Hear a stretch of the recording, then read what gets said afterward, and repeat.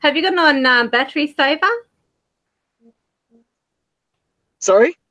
Have you got the battery saver on your phone? No, well, if I did that, I'd probably lose the Hangouts and all sorts. But yeah, I've turned the let's have a look Because if I can turn there's on like the actually, I brightness don't and know turn whether it. you've Yeah, got it, but it's it's a bit got high. low battery mode. There we go. So if you have it on low battery Yeah, mode, low battery mode will stop me streaming and all yeah. sorts because it's stupid Oh, like that. But there we go. There we go. There we go. okay. That'll do. I've done my So best. let me just check our live stream and see. At the moment, pretty quiet unless I'm not streaming it. I don't know what's happened. I've just uploaded the video, so I don't know if everyone's like wangling out. It's only 2 minutes long, just explaining that, hey, I won. You know? Good. So it might be out. So it's only What? 2 minutes, so hopefully I'll call through after it, you know, hopefully. I'll just refresh I don't know if this. it's even up yet. So I'm not too sure what's going on. I can't see the chat. Oh, there's the chat. Oh, had me worried. Okay. Okay. Yeah, so I thought we would talk about the Amityville horror or Amityville house. Yeah. And so when we're waiting for people to come in, of course, it's very, very quiet. So yeah. What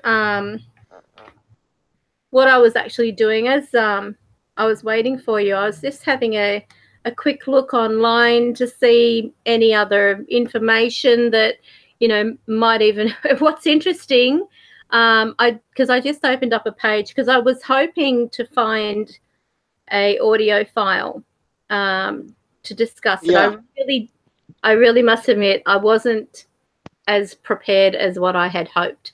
With school resumed and everything like that, and you know, bookings, it's just a nightmare. So I hadn't had any time to do any research, so everything is like, you know, going in completely cold basically. But sure. I just, when I was waiting for you, found a link that based on new evidence. It is 2012, so it's not that new, obviously. What year did it happen anyway? What year did the take place? Yeah. So this is how slack I am. The year that this happened was 1974. That's it. I've read up on it, but it was a long time ago, and I can't remember what the reasons behind it as well. I mean, he just went around just blowing up his family pretty much with a shotgun.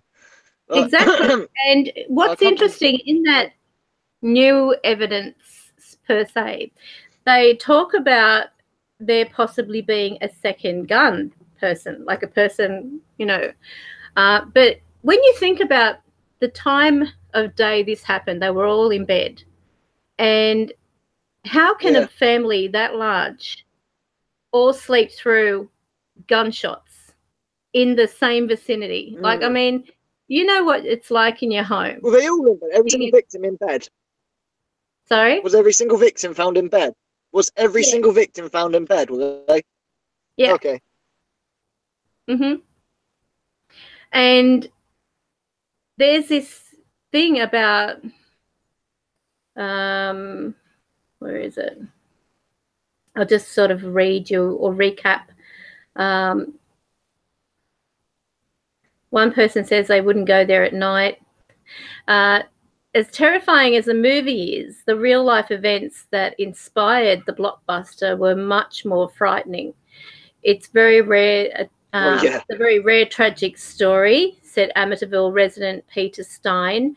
It all unfolded November 13, 1974, when 23-year-old Ronald DeFeo used a high-powered rifle to shoot and kill his parents, 2 young sisters, and 2 young brothers, while his victims lay sleeping in their beds. DeFeo confessed to the killing, telling police that the voices from the house made him do it. Oldham said that murders were an open and shut case, but documentary filmmaker Ryan Katzenberg Katzenbach begs to differ. One good thing about a movie, like the people that create movies and everything, their minds are open. Based on true events. Based. Yeah. So there's more of an opportunity for them to go in and in sort of like look deeper into, because obviously they want to have a good movie, correct? So obviously, you know, by having more evidence and looking into it, they can actually put together certain things and then elaborate, you know, on other parts and make, like, over dramatize it. But, you know, if they wanted to bring everything very, very close to detail, and let's face it, in the first Amityville horror movie, the bedroom was identical to the bedroom of the parents, with those mirrored type of, you know, wardrobe doors and the sort of like a shimmery kind of metallic-y wallpaper around the whole vicinity. I've just had one here just trying to manifest. I don't know who that was. So weird. I've heard some really weird ones today. It's sort of like they were just about to. It's like a pop and then nothing. Okay, so you know what? Last night, speaking of spirits manifestations, for the first time ever, I'm very cross with myself with this because I've just uploaded the video, as I said, but my camera was cocking up, so I deleted it because it wasn't very good anyway. But me and my wife were initiating in coitus, shall we say, and we heard static clicks. Now, we haven't heard these clicks since, well, the last property, you know, certainly not in a new house. And we were like, oh, and it, you know, and also as well, a push on the mattress, what felt like a nudge or a push on the mattress. So we got the spirit box on, we had a go, like, hello, Charlie, is that you? You know, anything. And I recorded as well. It's pitch black, you can't see anything, by the way. And yeah, we got nothing on the spirit box whatsoever of any worth, and nothing after that. But I was going to upload it, but after doing my video, which is uploaded in a minute, I'm sure people will go and watch it after this. The camera wouldn't let me record for more than 2 minutes because I thought it's because I had full memory or something, but it's because the phone was overheating because I left it near the bloody heater. So I deleted the session, unfortunately, but there's nothing on it. But it's just interesting to say that I'm starting to get static clicks at our house and a nudge on the mattress when we were going to have fun, which is what a usual thing used to happen in the old property, you know.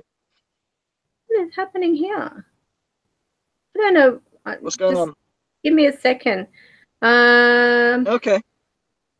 Let me see.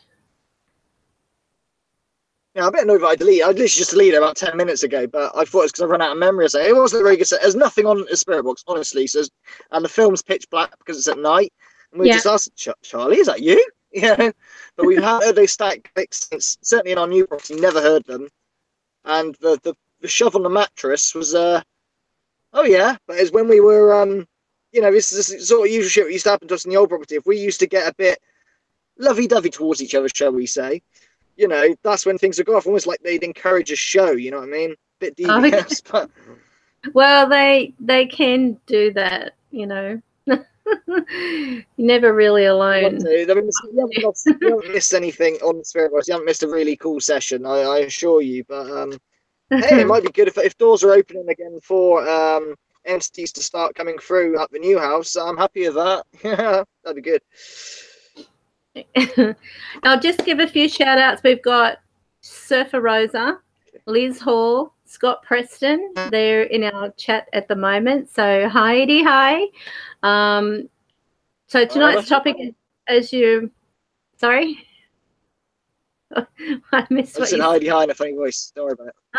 Heidi hi. Yeah, just giving, you know, g'day.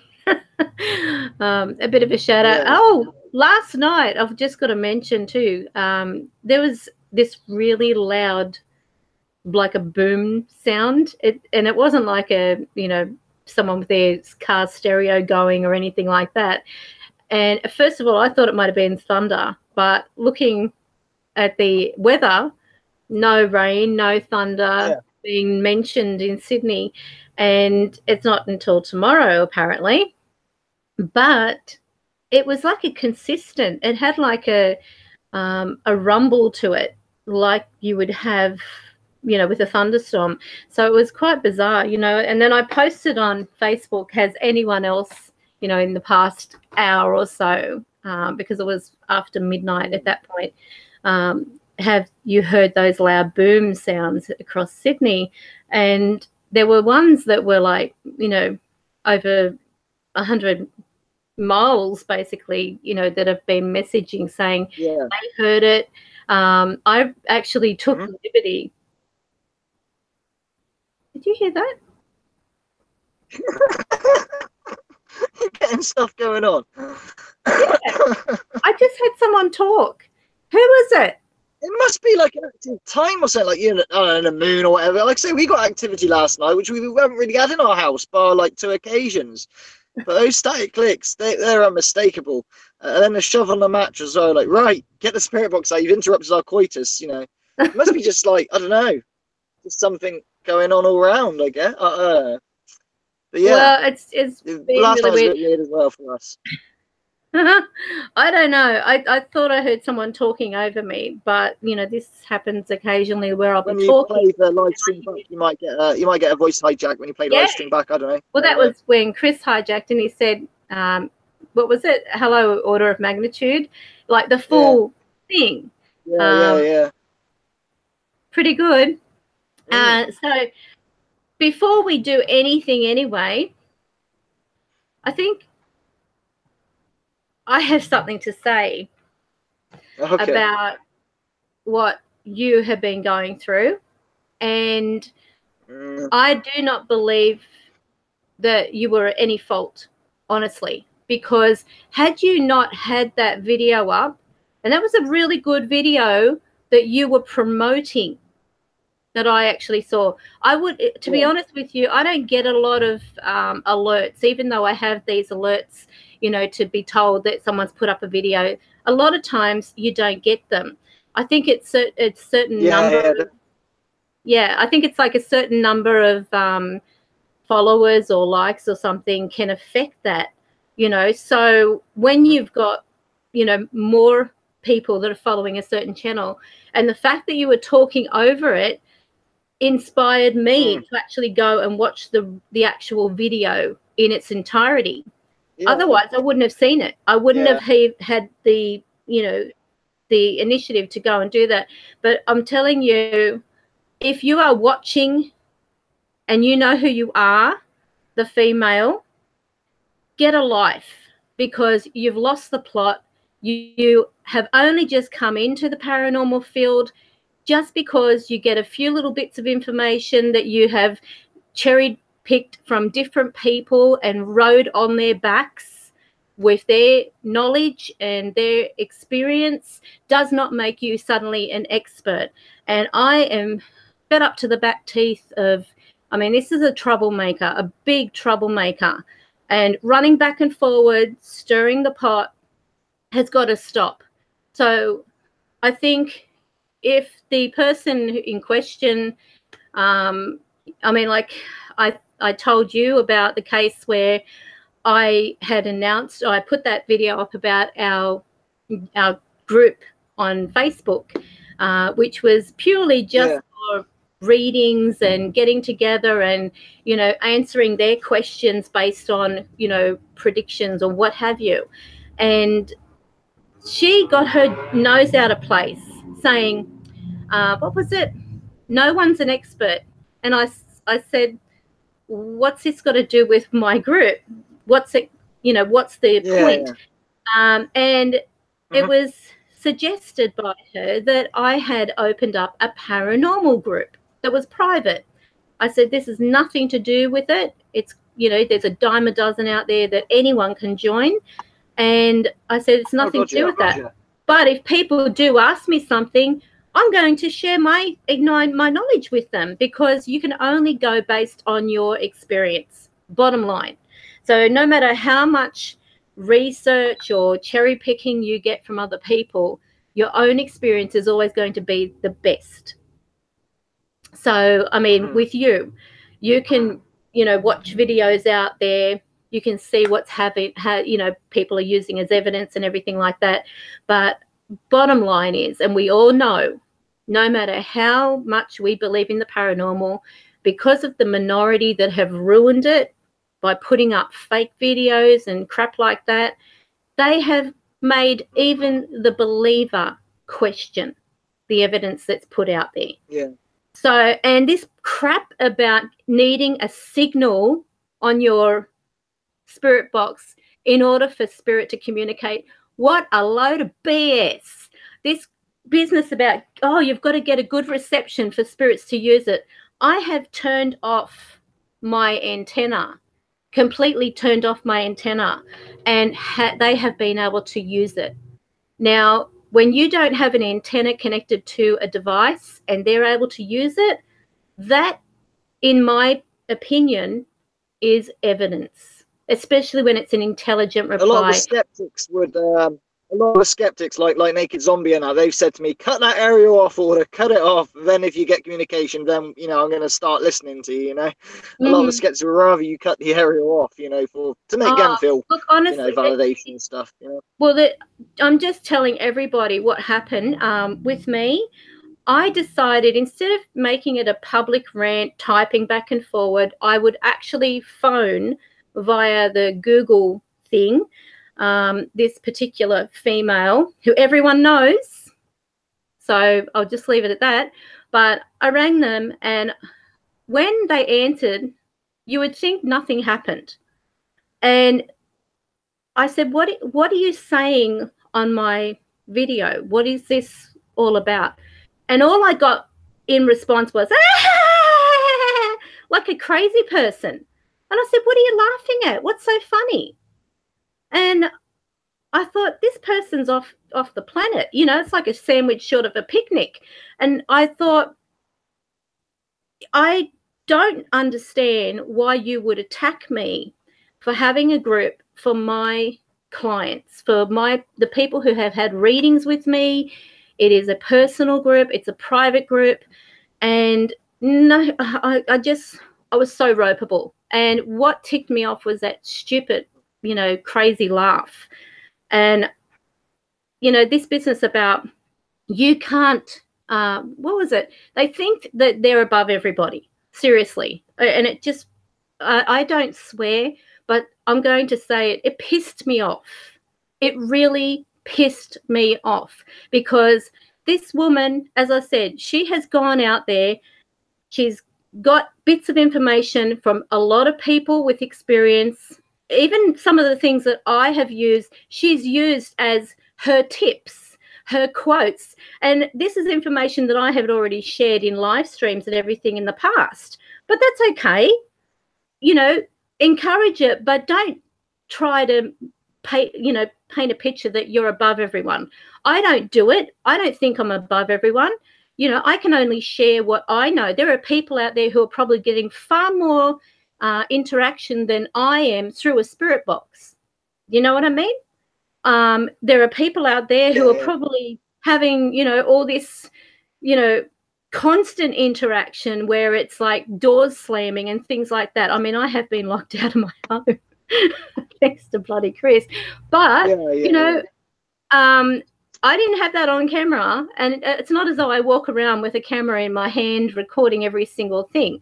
If I find that I do get a permissional from Spirit to put something up, then I'll put it up. But if I don't, and I don't have their acknowledgement to do it, I won't put anything up. You won't see anything on my channel probably for months when it comes to evidential things, because, as you know also, there are times they don't want to make a fuss. They don't want to make themselves known.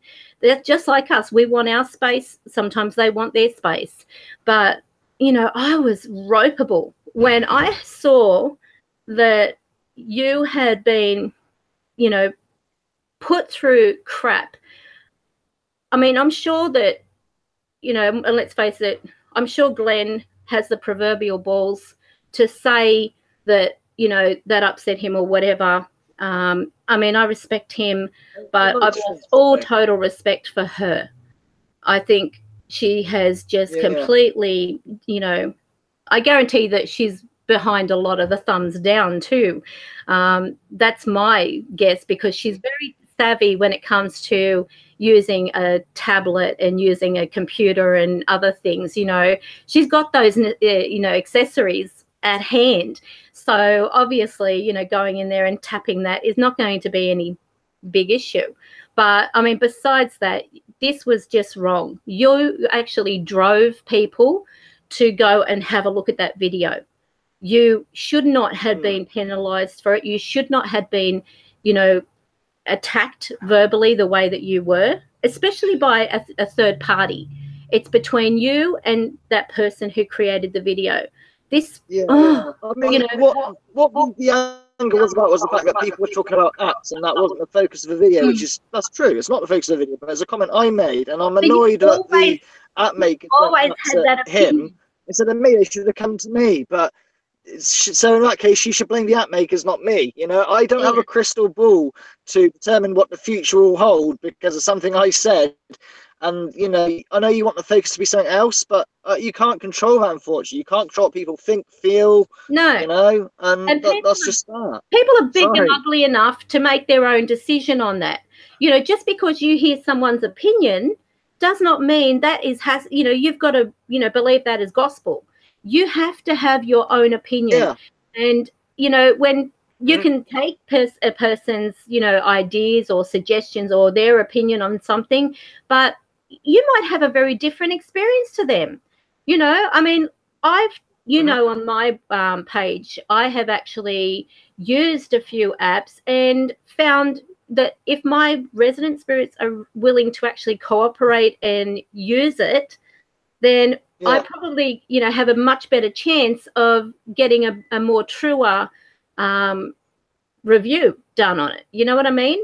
I'm not paid to do those reviews. I do them because I just feel, okay, if this really does work, I'm going to support it. I'm going to, you know, promote it basically through my channel. And I have actually found ones that are more with the phonetics, basically, that seem to be a lot more appealing to spirit. But then again, you've also got to be careful of pareidolia, because all it takes is a certain type of, you know, sweep or whatever, and it can create a pareidolia.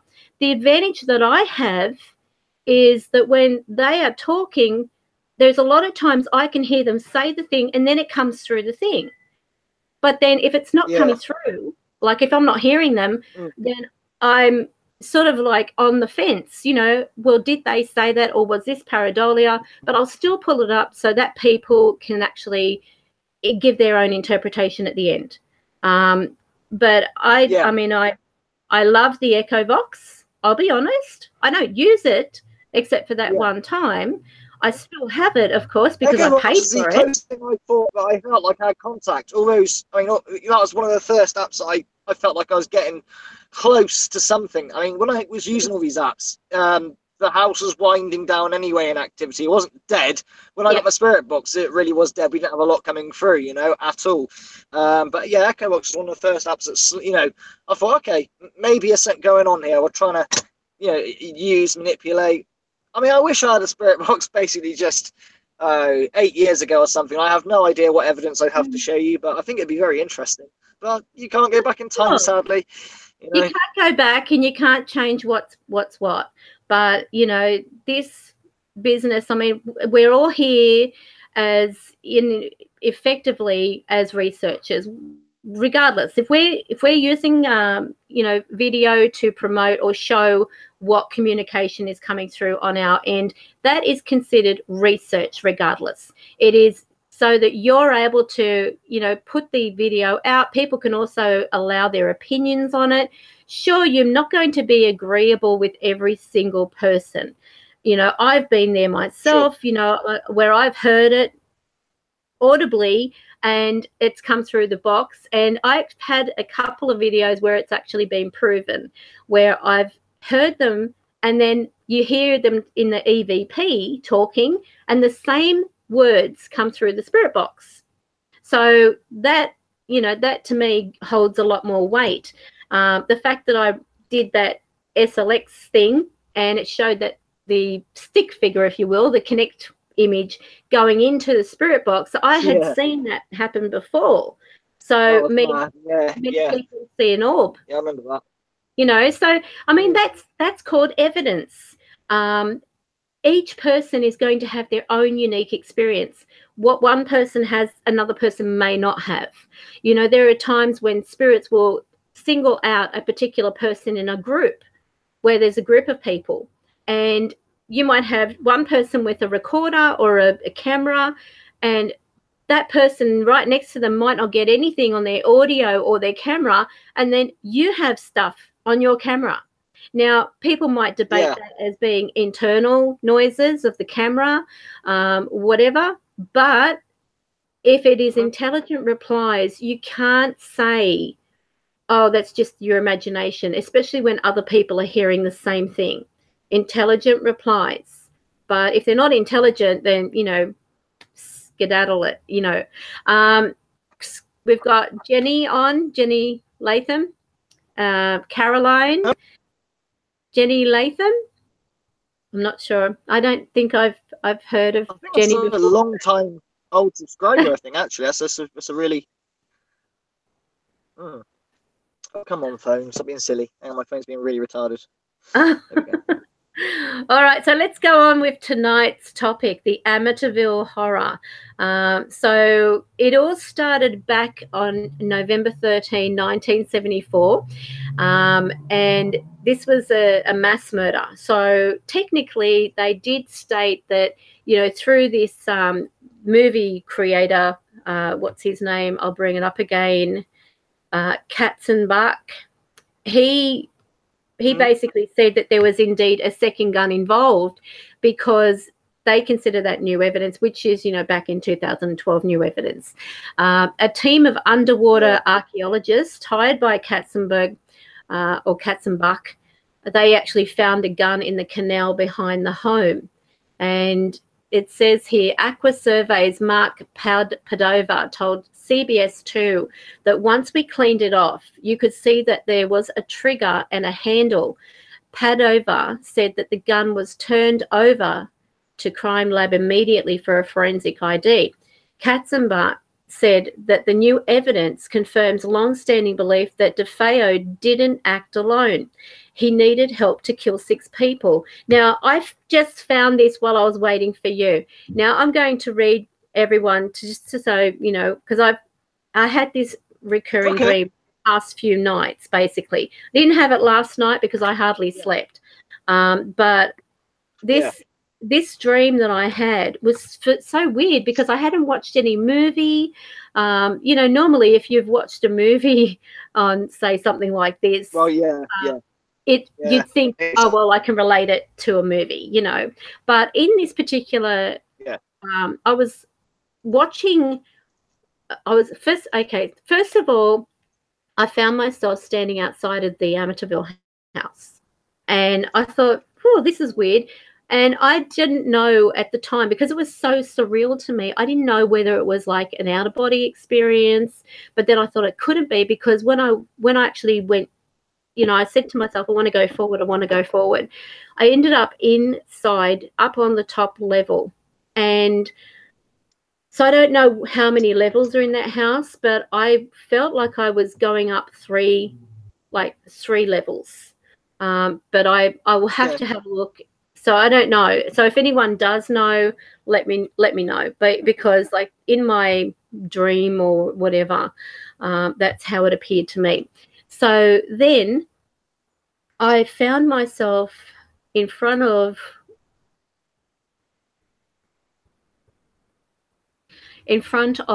what appeared to me as that Ronald DeFeo. But there was also a female next to him. And I believe in my dream that was his sister. And in front of them was this black sooty mass. And all I could see was like between me and them was this black. It was like moving around. It looked like, you know, when you do you get the chimney sweep out and they have to bag up all around the fireplace to get all the soot and everything. It looked like soot that had escaped, but it was all like in front of me, like a big blob of soot. And I could actually hear them talking, but it was like their mouths weren't moving. There was voices coming out, but it wasn't them, if you want to try and work that one out. All of a sudden, this mass seemed to move or push back the female and throw her against the bed. Now, at that point, when I saw this in my dream or mind, he was not holding anything in his hand. Then all of a sudden, he looked down and he was like freaked out, and in his hand was a gun, a rifle. And this black thing was egging him, do it, right? But the weird thing was, when we went through, like, because I'm following him for some reason, but I didn't have any emotion. It was sort of like watching a movie where you're not really getting, any emotion. I was disconnected from emotion. But it felt to me like there was already death in the house. There was already death before this. And so I don't know when or what, order of killing they worked it out to be or anything like that. But I feel from that dream that she was participating in the murders, the sister.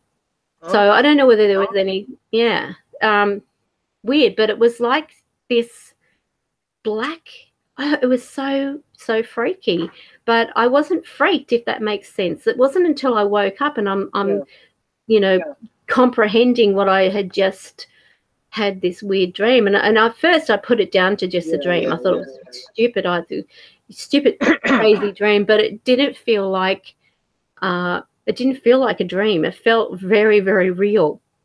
Now, when I wrote I basically, tried to condense it down as much as I could in my message to you. So I'll just read everyone what I put here. Go for it. I'll start again. Thought this Friday if you would be interested in the topic being the Amityville house and murders. The reason why is the last 3 nights I have for some reason been having what I refer to as cinematic dreams, purely because they appear as movie-like, where I see things in what felt like a virtual reality but felt detached. So that's where I had no emotion. The bizarre...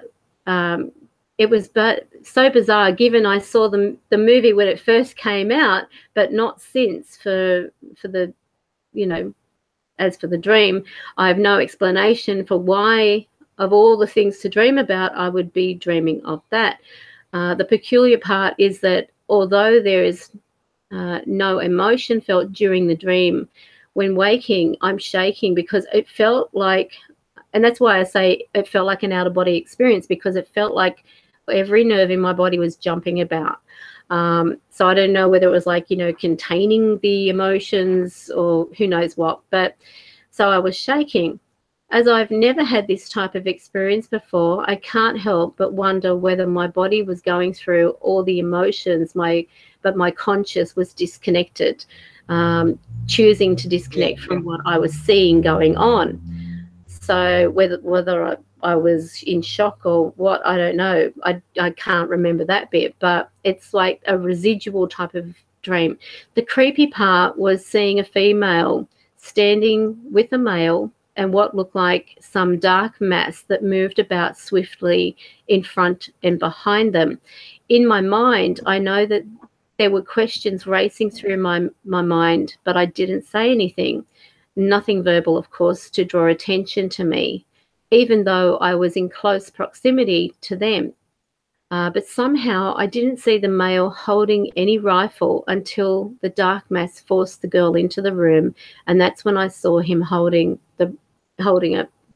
Before he appeared to comprehend what was in his hands, his surprised expression gave me the impression he didn't seem to have control, because there was a bellowing sound, and as I turned, it was only then I saw the girl was shot. Then I wrote, as I turned back to the guy, the dark mass that resembled soot had engulfed him completely. Then I heard a door slam, and that was like at the bottom of the stairs, because it felt like the stairs went in like a zigzaggy kind of thing, like a round. So I don't know what the place looks like inside, but it'd be interesting to see if it is. And it sounded to me like the front door, like a front door slamming. It was quite a heavy door. Then I wrote here, which I thought sounded like the front door. It was then I woke up shaking, nerves jumping about. So then I wrote, I'm not saying I'm having a visitation from the Amityville home or residence or anything like that, but wondering what this outer body, you know, thing is about, you know. So it intrigued me. So I mean, I wasn't thinking anything to trigger that kind of dream state, or you know, anything to remotely say, oh well, I'm thinking of that, you know, and that's why I'm dreaming it. I even the night after, when I had the second dream, pretty much the same situation. It was, I mean, like, it had some very slight variations to it, but nothing extreme, if that makes sense. So I was, you know, well, this is a bit weird. 2 nights in a row. What's the connection here? And then I let it go. But the third night when it happened, I actually asked, you know, like my phone, when you open your phone, you have a look at the time. It was after 3. And now don't quote me on this, and I haven't had time to actually have a look or anything, but didn't he happen to be waking up at about 3-ish or something from memory? Yeah. I mean, just to, for some reason, looking at the phone and seeing that time in big bold letters in front of me, I'm thinking that's a bit weird. What's this? Oh. Watch your channel go one by one. I'm taking you effers down. Oh my goodness. We have one of those on. Sorry? Oh, we've got a charmer on here. So let me, bear with me for one moment. Sorry? We have game. What's it called? Cam Gaming's Nostalgia, who has put up a threat that they're going to one by one take our channel down. So I don't know what their problem is. So why don't you say what your problem is? Yeah, that can't help. Weirdo. Okay. Wait for a moment. Okay.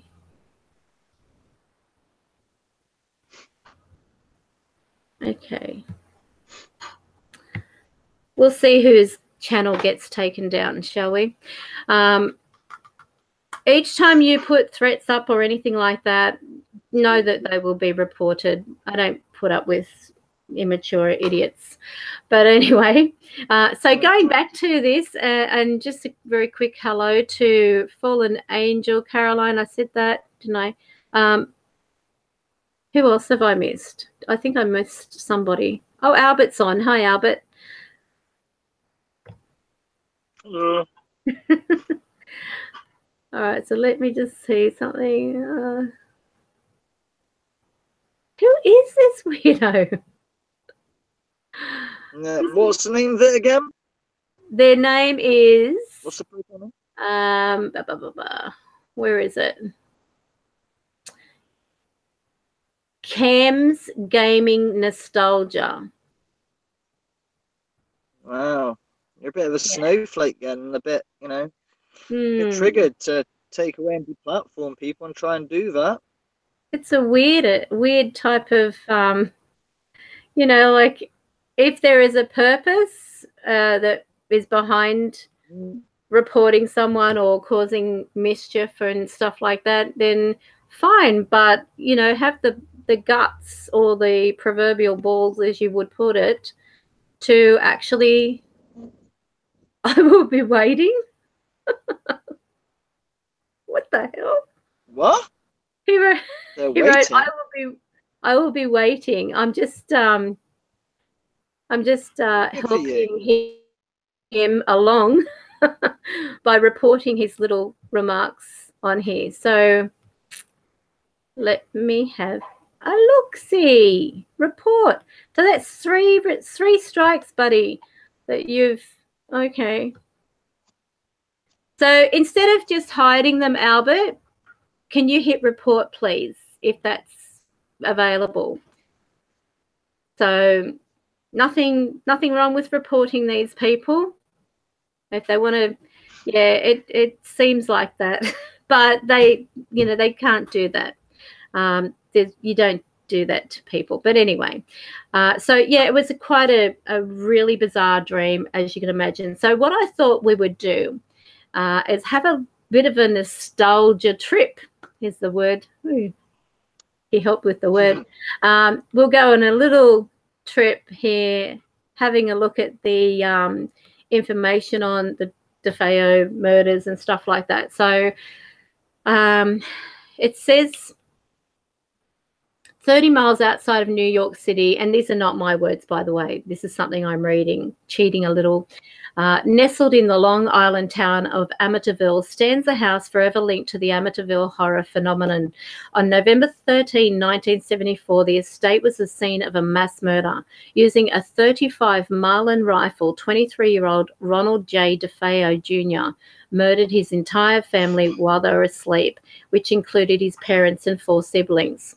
13 months later, the Lutz family purchased the 5-bedroom, 3.5 bathroom home at a drastically reduced price of $80,000 due to the murders, but only lasted 28 days before leaving it. Their spine-tingling tales of paranormal activity is what propelled the legend of the Amityville Horror, America's most haunted house, and spawned a torrent of books, documentaries, and films, the latest being the horror thriller Amityville, The Awakening, which stars Bella Thorne and Jennifer Jason Leigh opening this weekend. So you can tell this is pretty old. So yeah. It says here the supernatural stepfather George Lutz had a history of dabbling in the occult. Lutz was said to wake up at 3:15 a.m. every morning. Well, it was about 3, but I don't know whether it was 3:15 for me, which was around the time Ron DeFeo carried out the murders. The Lutz family claimed to smell strange odors, see green slime oozing out of the walls and keyholes. I think that might be a little and experience cold spots in certain areas of the house. So, yeah, cold spots, as you know, in a big house, they're very common. Yeah, I mean, so you're going to have those because of the green slime from the locks is very Ghostbusters-esque, isn't it? Yeah, that's a little exaggerated, a lot exaggerated. Yeah, green slime. Then it says when a priest came to bless the house, he allegedly heard a voice scream, "Get out!" Well, yeah, that's not uncommon. Okay. Yeah. You know, no, I've had that many a time. I'll tell you a very, very quick story. I went to my wife's sister's house, and she'd never really seen a spirit box before. And she's always claiming that Natalie's mum is there. She feels her and all that sort of stuff. Great, lovely, fine. So I turned on the box and just showed her a lot. And one of her kids comes into the kitchen, and this voice from the box shouts, "Get out!" really loud. I was like, whoa, there's something here that's not very happy with the kids. I mean, I might be imitating the sister, because the sister is quite funny when it comes to kids in the kitchen and making a mess, so it's probably just imitating her, you know, shouting "get out." But that voice is like, wow, that's pretty good. So that made her like prick her ears as soon as she heard that. So well, yeah, that is not uncommon. I've had that voice a lot. And I've got a friend as well, I think I told you this story, who never believed in the paranormal. He used to laugh at me when I used to tell him about Charlie. He said that in his house, he said it was like he was sleeping one day. And he said it was like someone had rolled a speaker in with a big amplifier, turned it right up and shouted "get out" at the top of their voice. He woke up and there's nobody there. He had mediums come around because he used to keep hearing like footsteps and stuff. Turned out there was a tin miner there, but didn't like him because he felt that he was lazy because he busted his shoulder and couldn't work. And this tin miner, all his family had died around him through starvation because there was no benefits back then and stuff, you know. So the tin miner took a big dislike to him because he was a lazy male, just because he's got a busted shoulder, he should still be working. But yeah, he didn't believe in any of that until he started having these weird things. The other weird thing he had was he woke up to a man standing in his doorway in his bedroom, and he said, I can remember him really well. He had like a shirt and like braces, and his arms were rolled up, and he was a big guy. I thought he was a robber, and he ran at me and went to lunge at me. And of course, I went, oh, like, you know, like what the hell? And when he stopped, there's nothing there at all. But yeah, I mean, so that get out thing that's quite common from angry sort of you know, voices of the dead. But you believe me now after I talk about this kind of stuff. Yeah, in locations also where they just want to be left alone, or they've been harassed basically through, you know, people going out ghost hunting, who it all started with a tin miner with footsteps upstairs, and he thought it was his own kids getting out of bed. So he used to go upstairs to have a go to say, go to bed. And they're fast asleep. The tin miner was checking in on the kids basically for him, you know. But yeah, he took a dislike because he's lazy. You know, you should still be working a busted shoulder. I did, and all my kids died of starvation. You know, he really took a dislike to him. So I mean, he was moved on in the end, and everything's okay. But very bizarre. Yeah. Well, it's just, you know, some of the things here are just very common. And I think in time, as you can imagine, back then when they actually wrote this, I'm just going to have a quick bo peep at what the date was on here. So that was, actually it says June 30, 2017. So this one, this is by BioStaff. From a website called biography.com. So you can actually have a look on that, and they've got a lot of different things like black history, crime and scandal, celebrity, nostalgia, people, history, culture, and all that. So it's quite an interesting site. I just came across it while I was waiting for you. Then they've got here, so the priest was told to get out. He told the Lutzes to never sleep in a particular room in the house. Other paranormal activity, a nearby garage door opening and closing, an invisible spirit knocking a knife down in the kitchen. Well, we've all had encounters where something falls. It's not placed properly.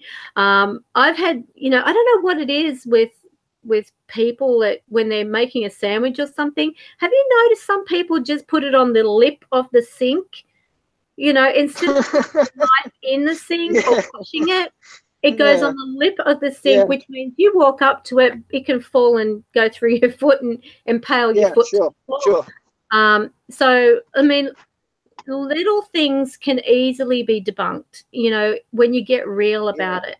But there are some things that, sure, every person has their own individual experience, depending on the spirit's like to you or dislike. I mean, look at Chris, for example. You know, he turns up out of the blue. I'd never known a Chris apart from an Uncle Chris, but, you know, as far as a person who passed over by the name of Chris, never knew anybody. And then all of a sudden this Chris appears. And I'm, okay, he's telling me all these things about my other half. Get rid of him. He's doing this. He's doing that. No. Then my mother saying the same thing. But with Chris, he's very protective. Very protective. When that time, just, you know, when really protective entity, you know. So when my other half came into the room and he just laid beside me, and I had this beanbag fill. It was placed right up the back of, because it's an old place. I don't have the built-ins in that particular room. And so, of course, it's got the beanbag fill for a baby posing beanbag that I had when I used to do photography, sitting on top of the wardrobe. And it was pushed right to the back of the wardrobe. So, I mean, it had been sitting there in the one spot probably for a good year or a good year and a half at least. So, you know, in all that time, it had not fallen or moved or anything like that. All of a sudden, he's beside me after Chris turns up. And then this particular beanbag comes flying down right on top of him. And where the wardrobe is and the bed, there's probably a good nearly a meter. So for it to actually land on him, to scare the crap out of him to the point where he jumps up, you know, that just tells you. That reminds me of my when my mum and my gran passed. She used to get smacked with this hairbrush when she was a kid. Mm-hmm. And this hairbrush was on top of a ledge, and she went to reach for it to clean out my grand's stuff. And this hairbrush, it fell, but instead of falling, it fell with force, and it hit her on the eye. She had a big black eye, you know. If it fell naturally, it wouldn't have been so bad, but the fact it, you know, actually full on hit her hard, it's quite amazing, really, you know. Yeah. Yeah. So well, I mean, it reminds you of that, you know. Say that like one last whack, almost, you know.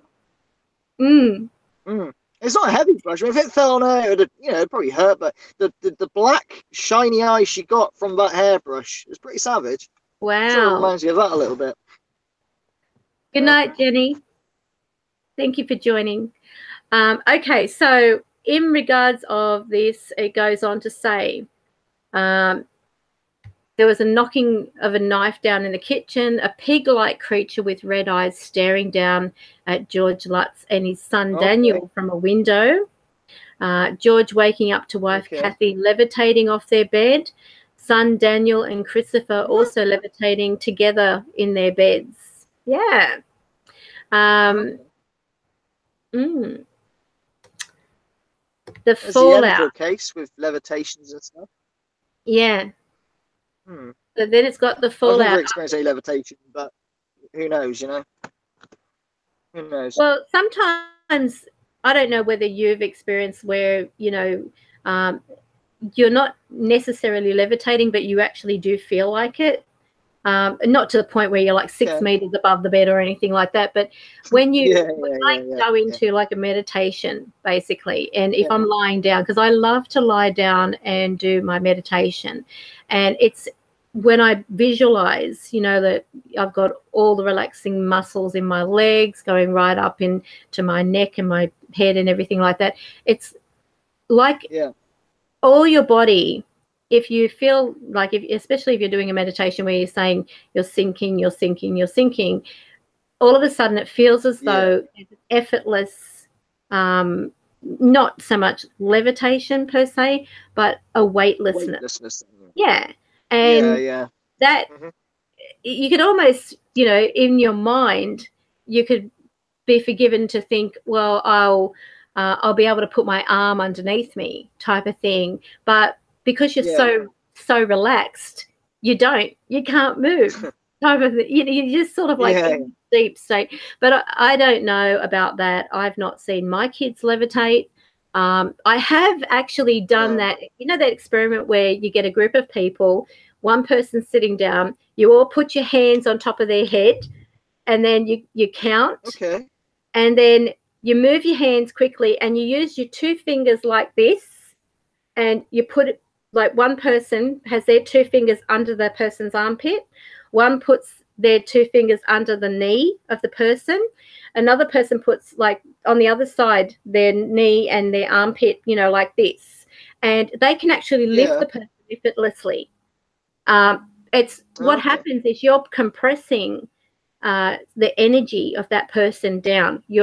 Because you're all putting your hand on top of each other, on top of that person's head, and then you're counting 1, 2, 3, 4, 5, 6, 7, 8, 9, 10. You let go, and then you do it again. You all put your hands on top of that person's head, like, you know, on top of each other, pressing down on that person's head. So you're not like, you know, pressing down on their neck or anything, but you're pressing the top part of their head, which is where the top of the head chakra is. So then they count to 10. Release, and then they put their fingers under it, and they can actually lift that person up effortlessly. You don't feel any weight around your fingers. It's an incredible experience. You know, like light as a feather, stiff as a board kind of thing. You can do it with a person lying flat on the ground, and you can do it like that. It can be done because we did it. We actually did it. I mean, I'm the kind of person, I've got to try it before I will say, yeah, it's a load of crap or it's real. But you can do it. And it's so exciting, especially if you're the person sitting there and being lifted and you don't feel any weight whatsoever. You know, we had a guy who was about, well, how old was my husband? He was about 10 years younger than me, but he was a big guy. He was a big guy, and he sat down, and there was myself, and at that time I was a petite little thing, and then had two friends. One was from a newspaper who they came out, and we just became friends. They did an article on me, and you know, it was fun. And then all of a sudden we just started communicating. We thought we'll get together and we'll do this and see what this thing's all about. And it was actually suggested by the guy from the newspaper, let's try that, you know, light as a feather, stiff as a board thing. So I said, yeah, okay. So if we're going to do it, we're going to use Michael because he's heavy. And if he can get lifted by doing this, then I'll believe it. So it worked. I was blown away. So anyway, so going on in regards of that, after telling the story of George and Kathy, they took a lie detector test to prove their innocence, and they passed. The couple were bogged down in legal and financial issues, which prompted skeptics to believe they had motive to create a fantastic story to sell to the public. The Lutz's former lawyer, William Weber, who fell out with them over money issues, came out in 1979 claiming the three of them came up with the horror story over many bottles of wine. Son Daniel Lutz, who lived in a quiet life in Queens, New York, as a stonemason, claims the house ruined his life and that he continues to have nightmares to this day. Murderer Ron DeFeo, who's still alive and serving 6 25-year life sentences at a New York correctional facility, claimed he heard voices urging him to kill his family. He has since changed his story multiple times. The Amityville house today. The Amityville house officially sold in February 2017 to an undisclosed owner for $605,000. So it's a far cry from $80,000. Which was $200,000 less than the original asking price. It had been previously owned by 4 other families since the murders, one which had the address changed to 108 Ocean Avenue. The house originally stood at 112 Ocean Avenue. So they probably did that to avoid, you know, all the attention, and because they put out obviously more movies and everything after that, you know, the sequels and what have you. So that's quite interesting. In regards of DeFeo, the fact that he changed his story several times, it does, you know, make you wonder. I mean, with my dream, I had virtually the same as I wrote to you, but there was like tiny little things that were a little slightly different with each dream, but the main thing was the same. But I don't know what to think after just reading that. That's the first time I've read it. So I feel that, well, who knows? Who knows whether, I mean, like that green slime, I don't believe that. I really don't believe it. But as far as, you know, like things appearing on walls and what have you, I've actually had a case where in my own home I took a photograph, and I've got in the short hall, there is a cross with, you know, it's a Catholic cross thing. It's got the symbol of Jesus on it.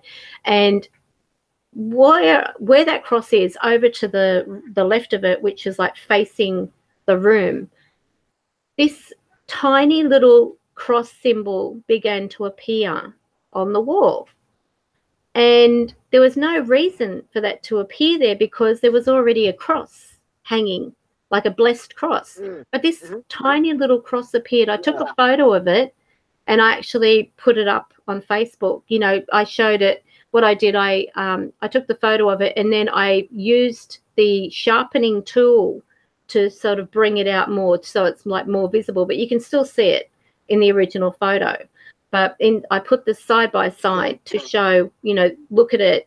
It is a cross that is standing out here, quite, you know, quite obvious. But that was to help people to be able to see, you know, if they were having trouble finding it. But little things like that, will they happen? But I haven't had experiences where I've had blood dripping down the walls, you know, in these movies where they've got blood running in the walls, and you know, the water turning red in the bathtub. You get flies anywhere, you know, but it makes you wonder. I mean, with so many movies that have elaborated these things, what is real and what isn't, you know, like I think they've ruined it. It's based on true story, based on what parts actually happened and which parts are just completely dramatized. So what I thought we would do is a spirit box to see if we can ask if there is anyone from the DeFeo family. Now, I'm going to read out the names that are down here. It was a 35 caliber Marlin rifle. I don't know what they look like, but if it's, you know, unfortunately for me, I've got to go pick up Natalie now, sadly. But that's the bad news. All right, I'll check in a bit later. While outside the shop, I'll see if I can log in. Okay. Well, thanks for joining anyway. And I think it was, you know, disgusting what happened, but I'm glad that you're back. Yeah. So. Yeah. I appealed and won straight out. So, you know, didn't think there was anything to go on unless. Yeah. I mean, yeah. So. Well there done. You go. Okay. All well, right. I'll let you know what I'm going to do now. I'll do the spirit box and I'll see if I can get any one of those to come through. I'm not going to say we will, because who knows? You know, it could be pareidolia. Yeah. When until you try. Give it a try. We'll see what happens. All right, people. See you later, guys. All the best. See you tomorrow, hopefully. Bye. Bye. Okay, Bye. so we're going to do a spirit box session. Just once again, thank you for joining. I can see that we have Caroline in our chat. We've got Albert. Who else have we got in there? I think I saw Scott, Jeremy Latham. Not sure. Oh, yes, Jeremy is gone. I don't know who this person was that was being obnoxious, but I'm not even going to acknowledge them. Scott Preston. I'm just going to scroll up and see the names. Liz Hall, Surfer Rosa, and that is about it that I can see. So in regards of this spirit box session, at first I'm going to go through the names. So you can actually make a note of them if you want, so that if you actually do hear it, it'd be very interesting. So the names of the people. Where are we?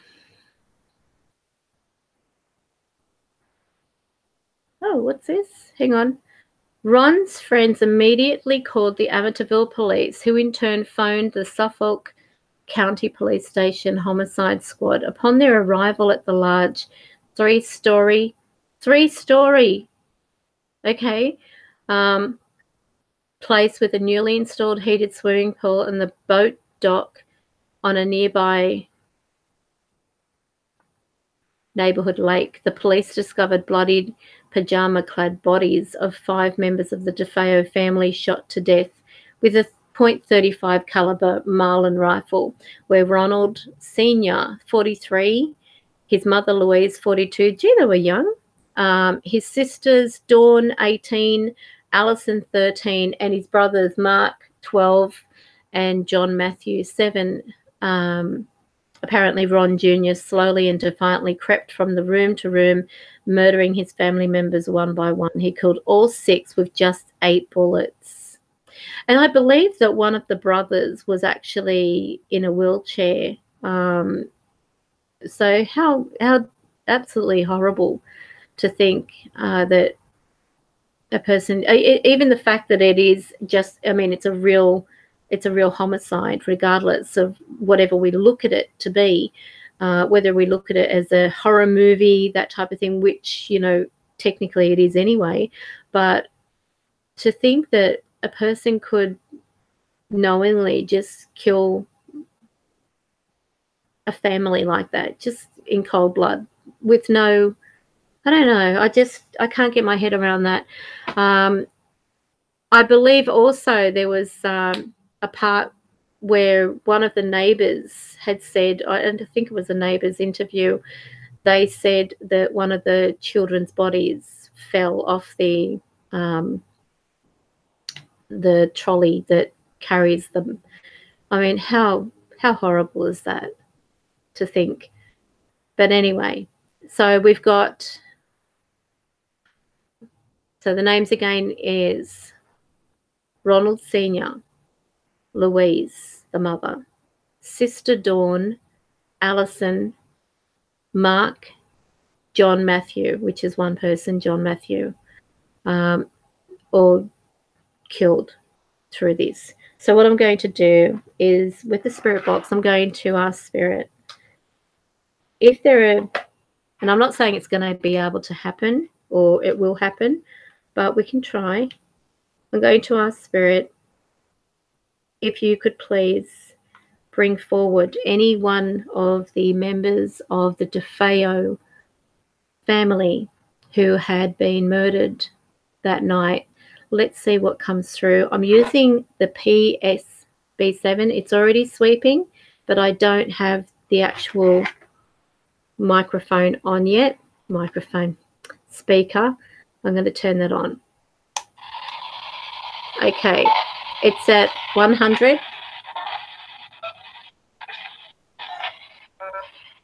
Can I ask, Spirit, is there any one of the DeFeo family members that I can communicate with?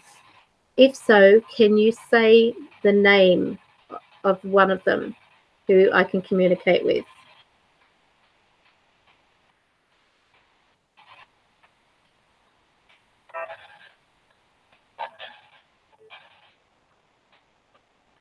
Can you tell me the name of one of the DeFeo family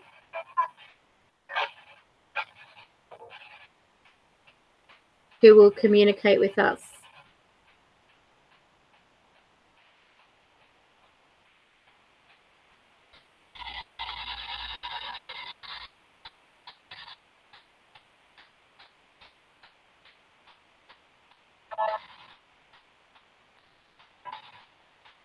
No,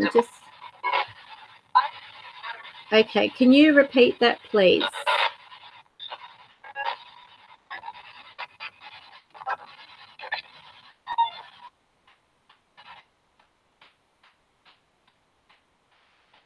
Can I speak with one of the DeFeo family members who were murdered on November 13, 1974 in Amityville? Who can I talk to? What is your name?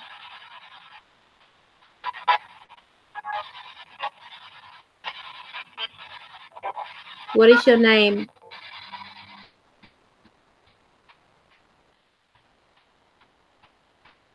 If you are one of the DeFeo family members, can you say your name, please?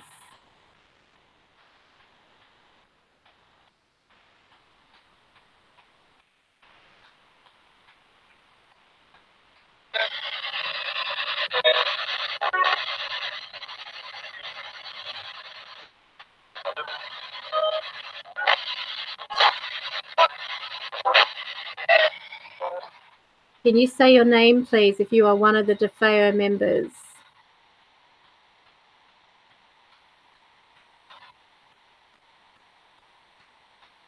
Hello, Istanax. I think I've...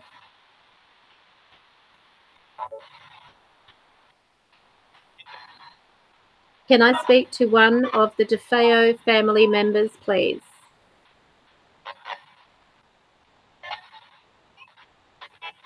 Can you please say your name?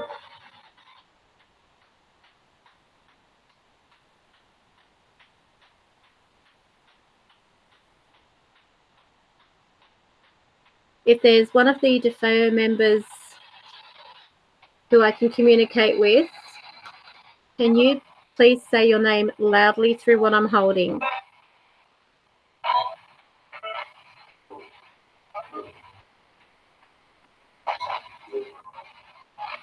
Now listen close in case I miss it.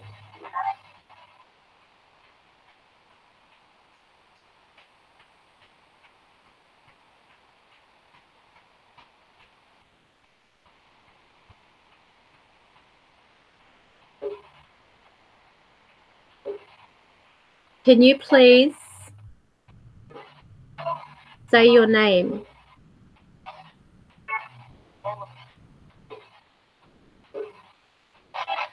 You hear the dog barking.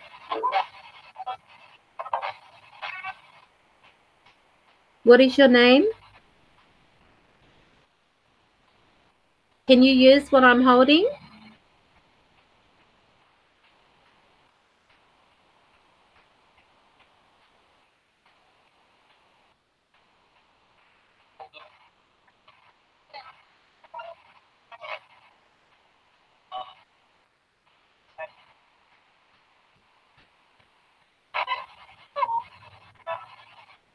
Dawn, I heard.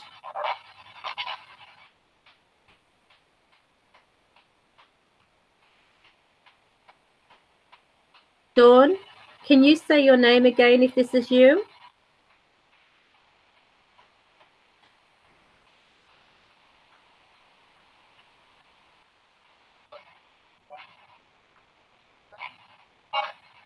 My name's Karen.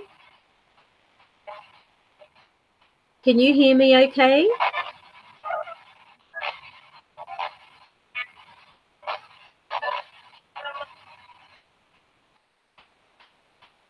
Where are you?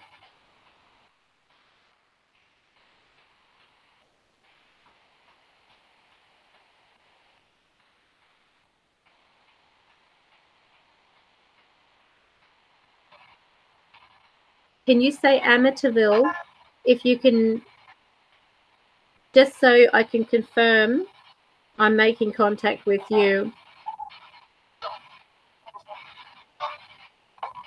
Can you say Amityville? Now, if there is the word Amityville, it's certainly not going to be pareidolia. That's a specific word, not something you'll hear on the radio. And this is why I like to do contact with those years after they've passed over, because it's not likely that you're going to have anything on the radio or, you know, on the airways talked about.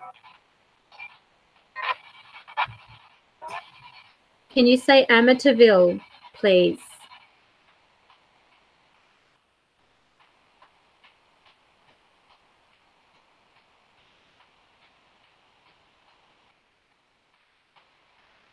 I need to validate. Hello? Can you... Hello? What is your name?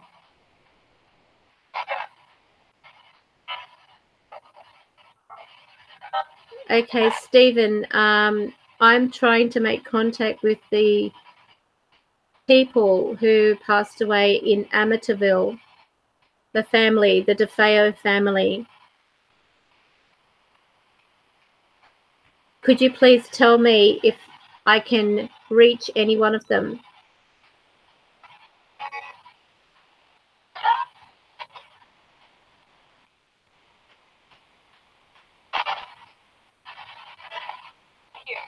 Oh, I've got Chris here, so I don't think he's going to let anything.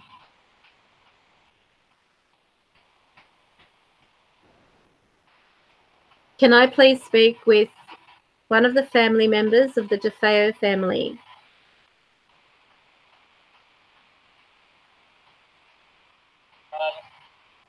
What is your name, please? And can you say Amityville?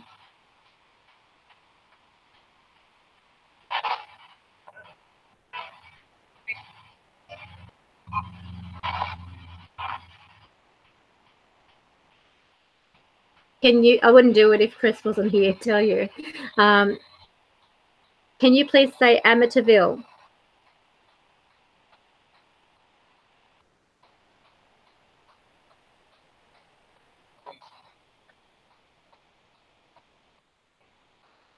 Peace.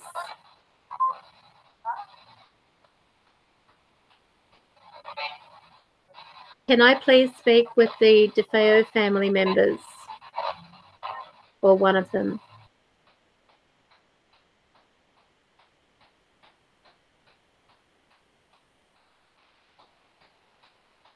Can I please speak with one of the DeFeo members, please?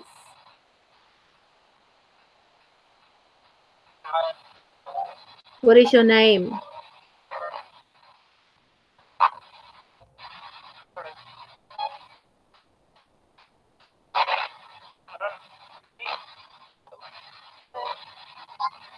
Did you say Allison before?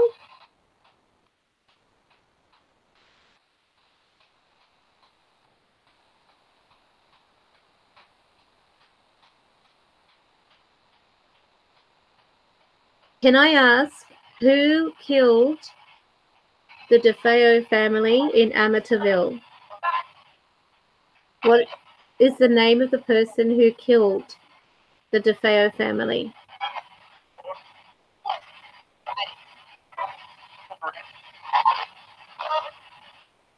Who did?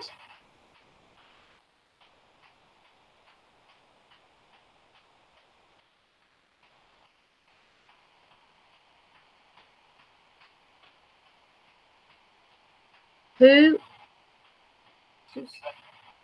killed the DeFeo family in Amityville?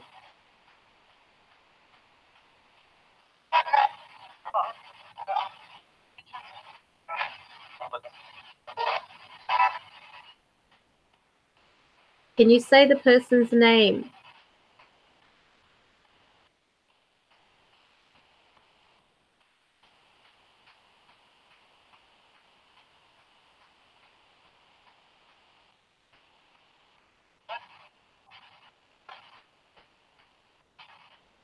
Can I speak with one of the DeFeo family members? Before you say who you are, can you say Amityville so I know that I am connecting with them?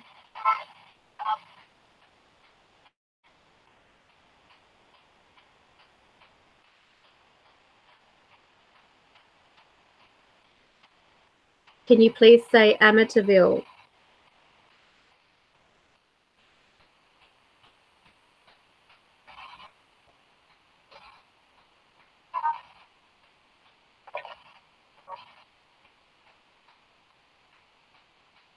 I'm going to try something else. I'm going to try another. Thank you, Spirit, for coming through this. I'm going to turn this off and try another. Okay, so this one, the Andy's box, has to be my favorite spirit box, but I'm not going to have an aerial connected, even though inside there will be some things that will come through, so you can't completely disconnect an aerial on this particular model. But I'm going to turn it on. Now, Spirit. Okay.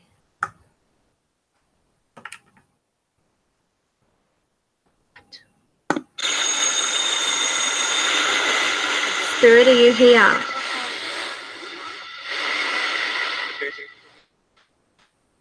Can you tell me, is there anybody from the DeFeo family who can come and talk?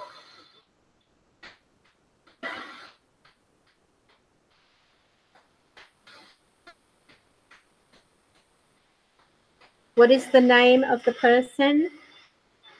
Oh, God.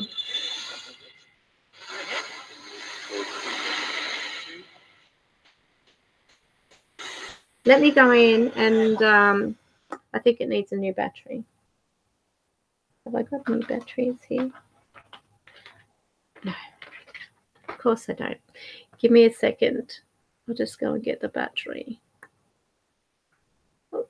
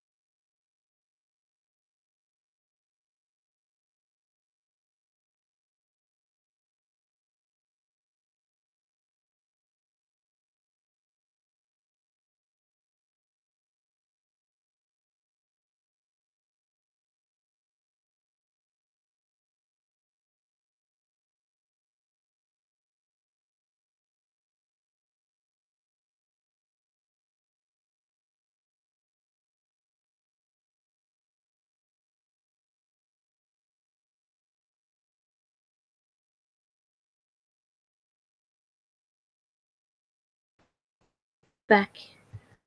So I'm just going to put a new battery on this. And Andrew Openlander made it so easy to put the battery on because he's made it so that it goes into the back of the device. So there's no need to open it up, which is great.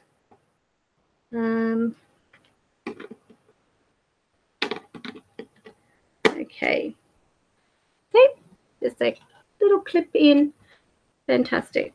Hopefully the battery's not dead. So let's try. Yeah, I'm aware of that, Caroline. Just ignore it. The other thing that you can do, if anyone sees a person trolling in the chat, if you go over to the right of their message, you'll see 3 little dots appear. And you can click on that and you can report them. And you can report them for being like bullying and abuse and everything like that. Feel free that if they are doing that, to report them.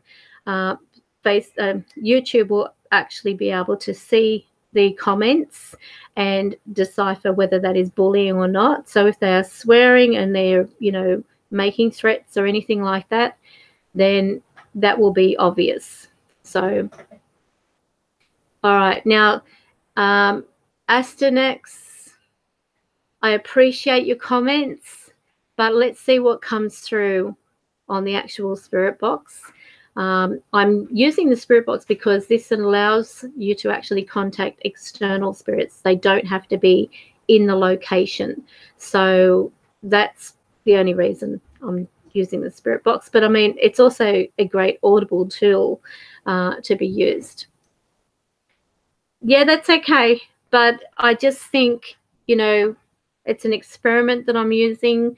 So if you want to later, I'll have a look at your channel if you've got evidence there, because it's always great to see what other people have got.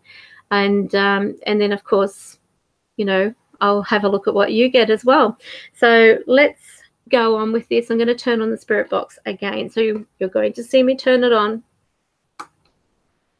Okay.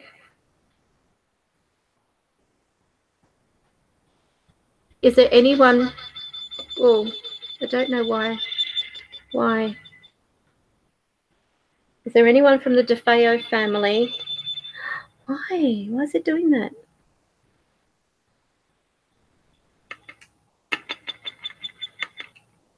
I'm going to try something. Now, it doesn't need the aerial, but I'm going to put the aerial in and just see if that makes a difference for that horrible noise. So I've got a crystal antenna that I built. Well, I didn't build it, I just connected the wire. So I'm not going to take credit for someone else's doing. So I'm going to turn this on. Hang on, I already had it on. All right. So weird. There's no sweeping. Oh, I'm going to turn that off. That's going to irritate. So let's go in then and try this one. See this? I can actually turn off the aerial. So you can see it is in the position for off. I'll turn it on. Turn on the spirit box. And I might put one on FM and one on AM. And okay, now you can see the sweep is at 50.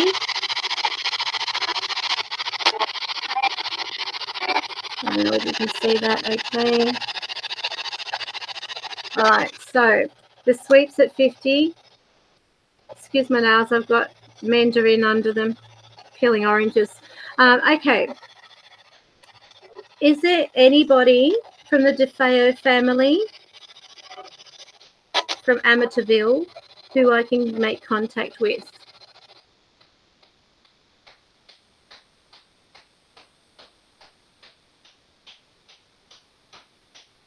Is there anybody from the DeFeo family who I can make contact with?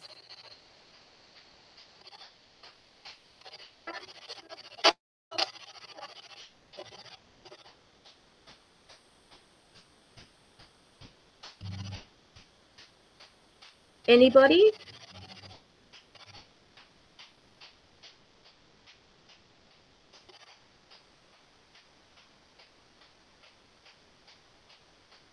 Okay, let's change the sweep.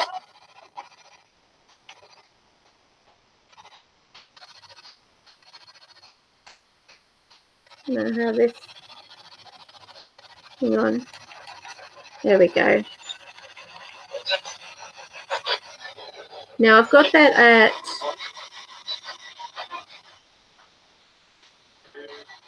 150.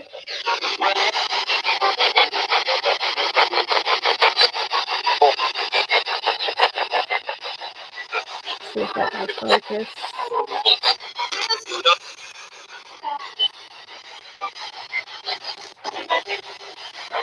Is there anybody from the DeFeo family that I can talk to? If so, can you say Amityville through what I'm holding?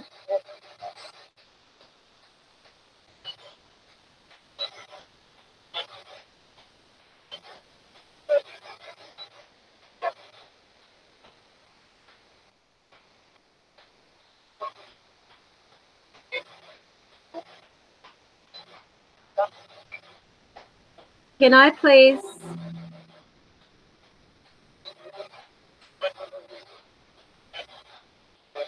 Who is here?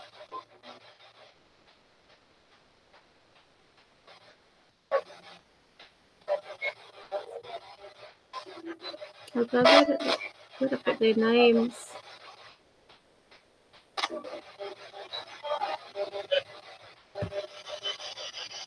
I can't find their names now. I think I might have accidentally shut that window. Oh, yeah. I'll just put in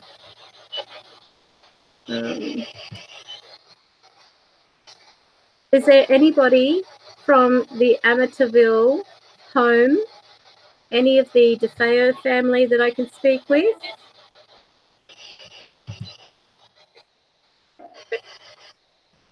What is your name?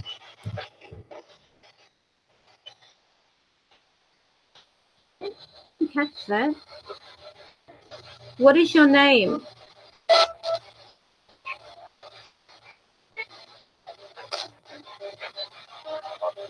Can you say Amityville?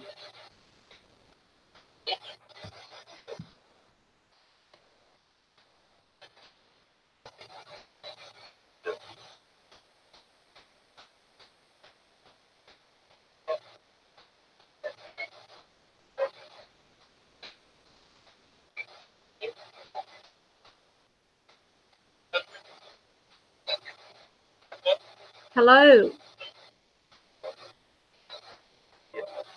What is the name of the family that died at the Amityville house?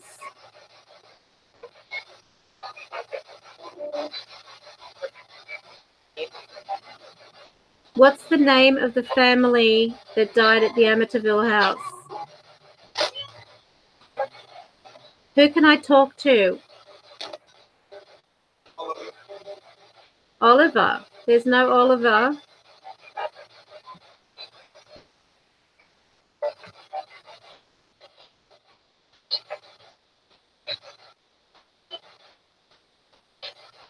I lost that page where I had their names. Bugger me. All right.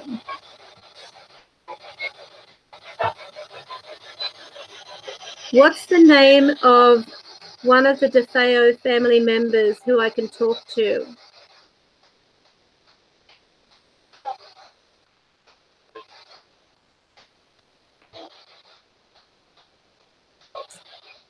Hang on.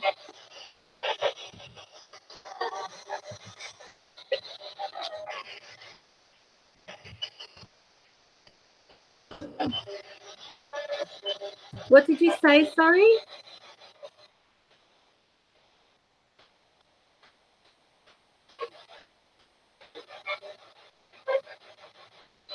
What did you say, please?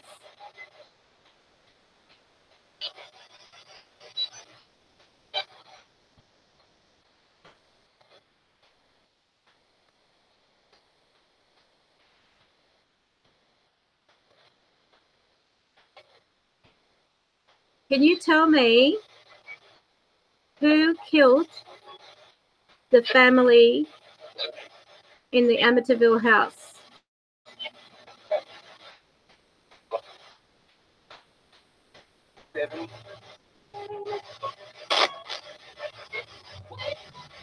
There were... Ooh.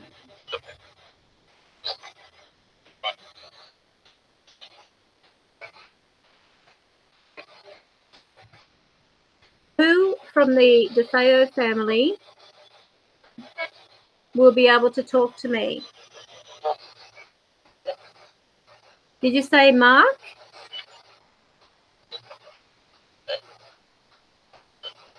What is your name? Say it loudly, please.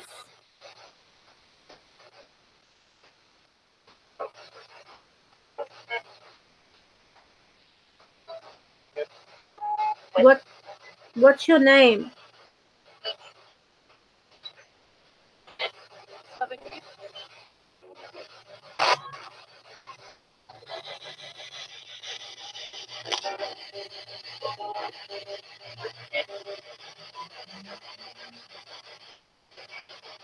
There's no Richard. I'm trying to contact one of the family members of the DeFeo family who were murdered in the Amityville home.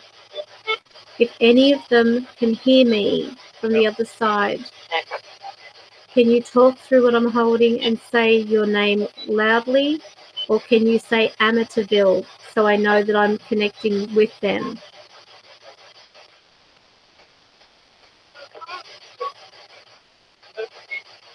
Can you say Amityville?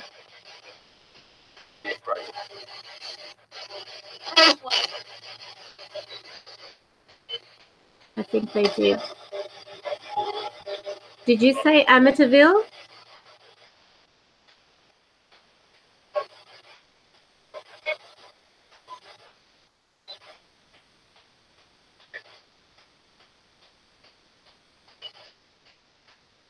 Did you say Amityville? I need you to repeat it, please.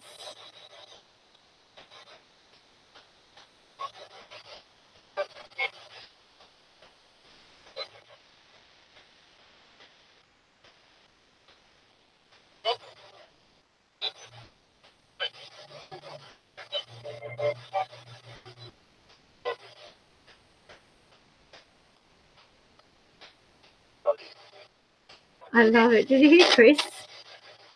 I don't love it if there's no one communicating, Chris. Chris, can you get anyone from the DeFeo family to communicate? Look, Abby. Hello.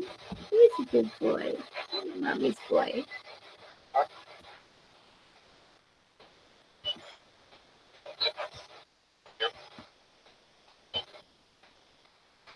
Chris, can you get one of the DeFeo people or the DeFeo family members to talk to me?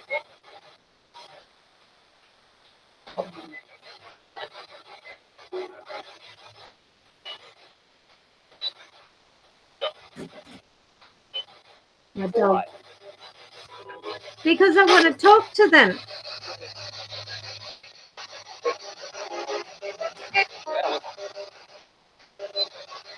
Are you going to help me, Chris?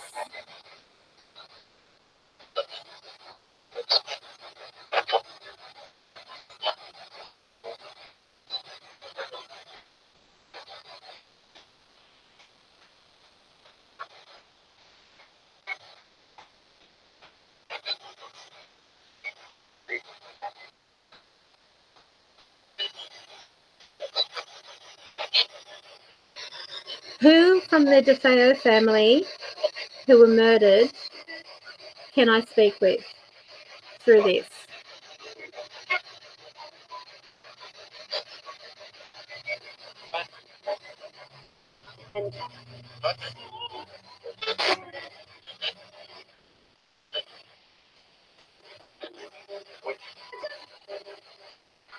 Can I speak with Ronald DeFeo, Sr.?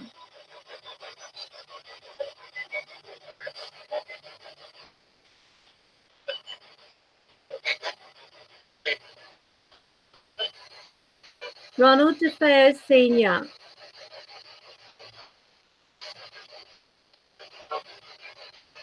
Can you please come through and say your name?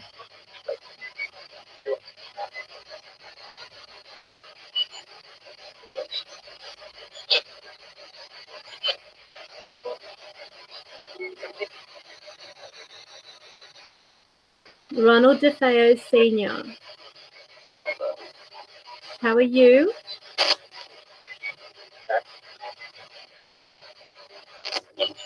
Can you hear me okay?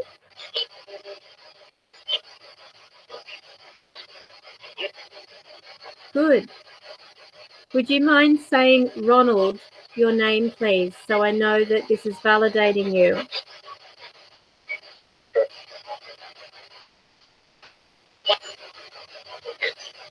Okay.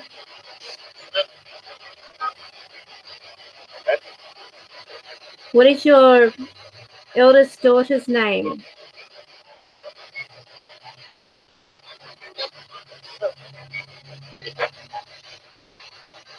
Could you please say your eldest daughter's name?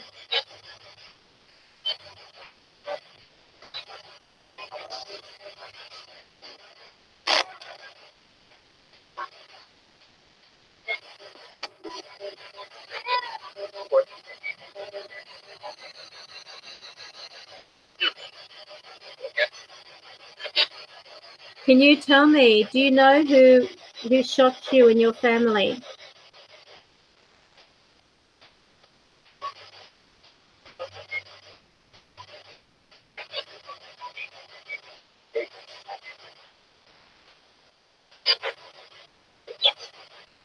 Your ghosts, I know that. Unfortunately, I can't help you now.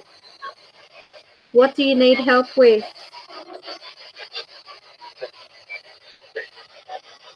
Peace.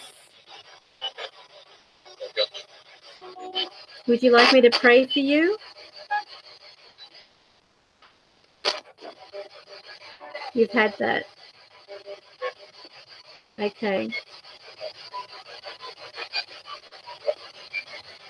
I'm so sorry that what happened to you and your family.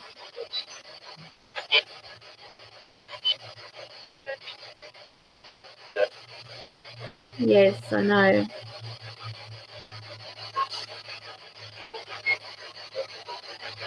Do you feel that justice has been done?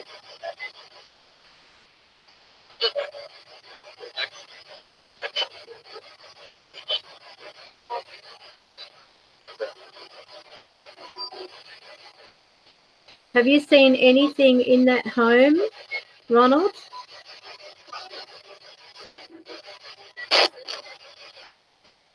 Have you seen anything in that home?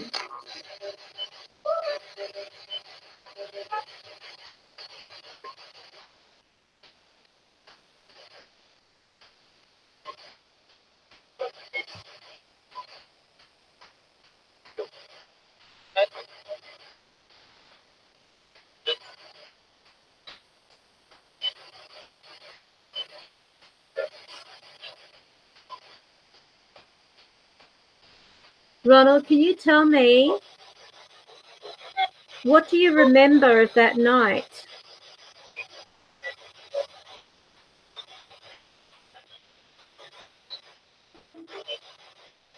You were angry? Okay. Were you angry at your son, were you?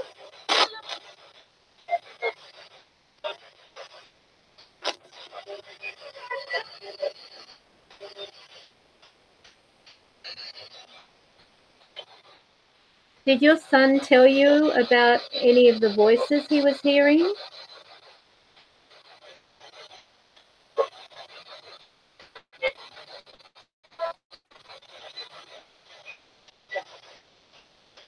Definitely not.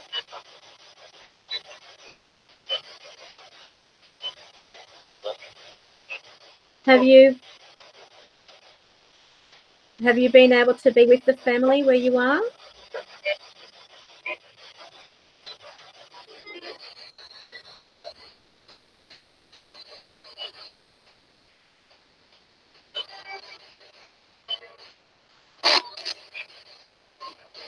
Do you consider your eldest boy as a part of the family still?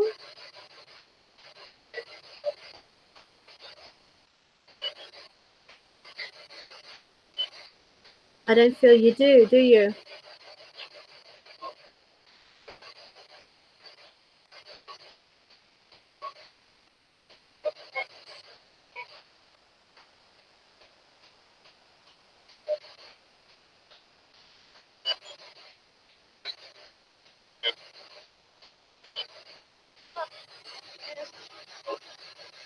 Who am I speaking with? Who's the female with you? Is that pareidolia, or is there really someone with you?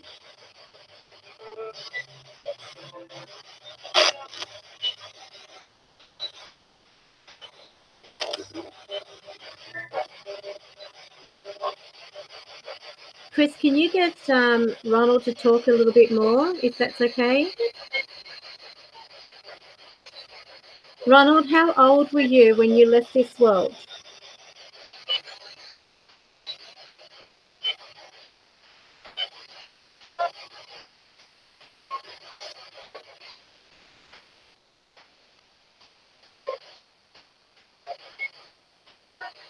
How old were you, Ronald?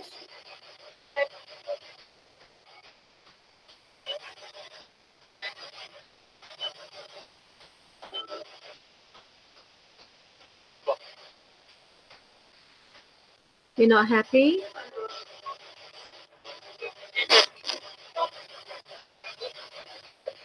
Can you tell me, is Louise with you?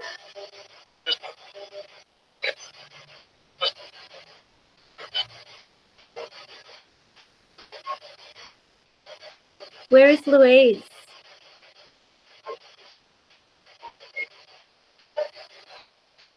Can I speak to Louise? Please?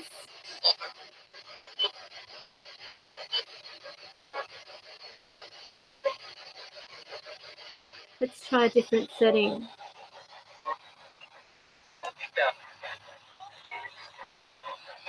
And I'm going to put it in reverse. So reverse. I've got Reverse. I don't know whether you can see that. Reverse and forward.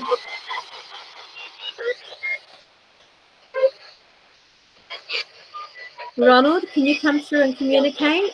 And just for the record,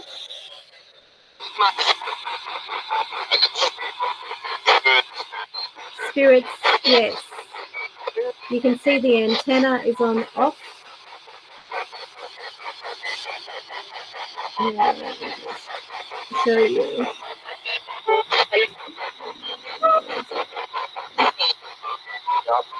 I need this to focus.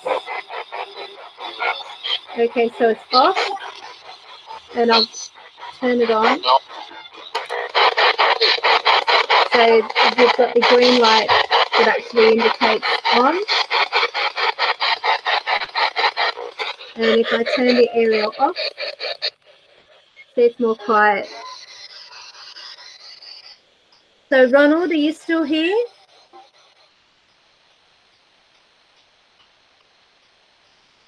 Can you say hello to me? I just saw someone walk by. Tracy. Is that Tracy?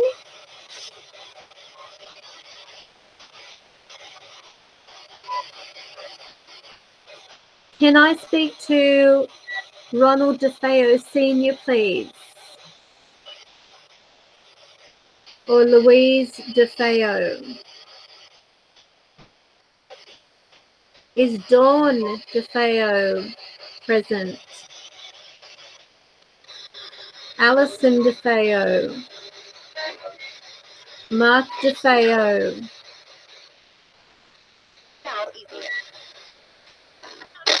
John Matthew DeFeo?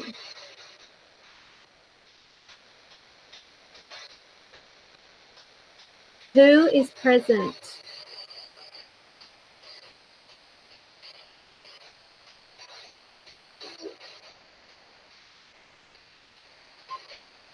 Who can talk through this?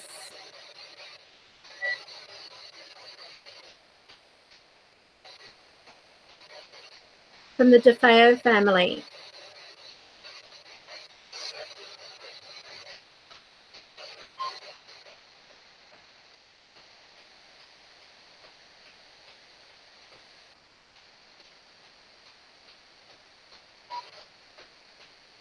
Oh, order was on.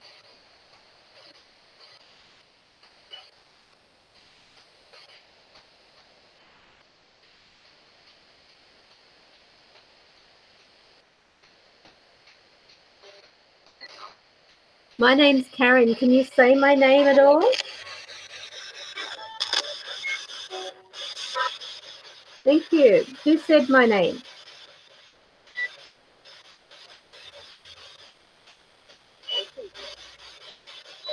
Who did?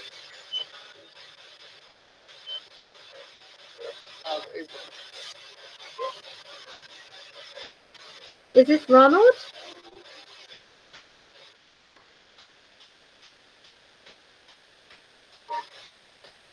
Ronald DeFeo.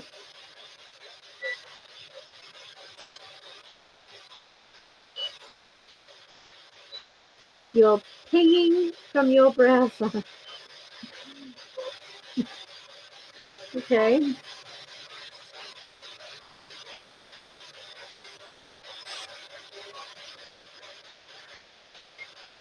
Ronald DeFeo, I'd like to talk to you if that's okay.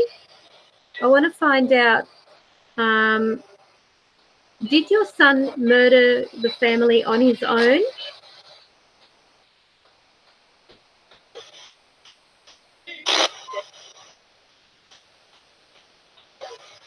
Who?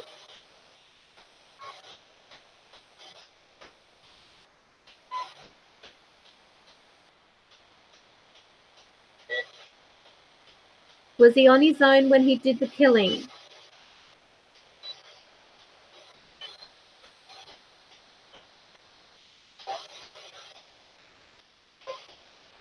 Yes or no?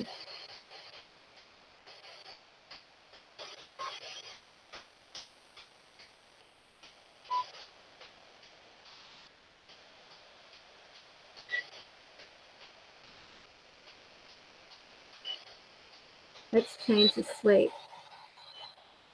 Now remember, I've got the antenna switched to off. My name's Karen. Can you say my name, please?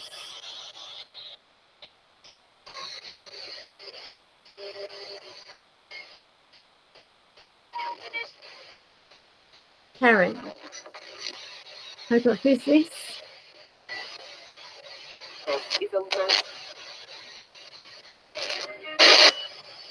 Are you at peace?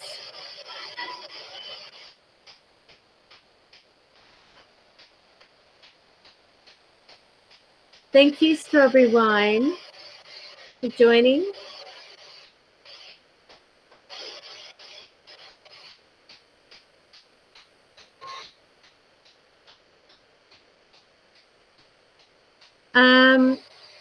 Ronald, can you tell me,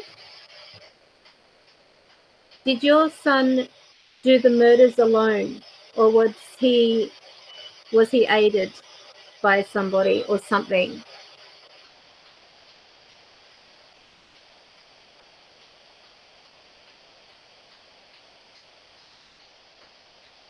Ronald, can you hear me?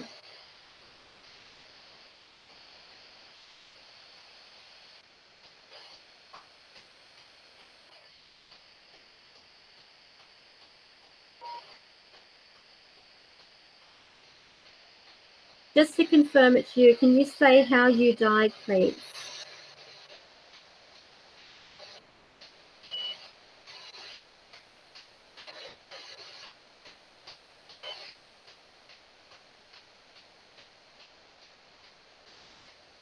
Are you still with me?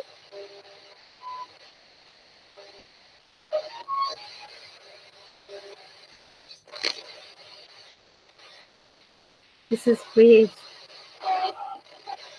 It's weird, is it? I know you can make contact through this, regardless of where you are.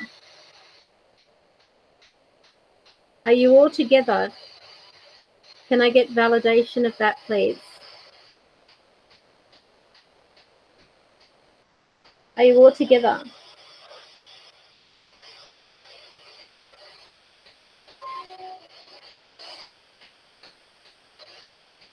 Is Alison with you?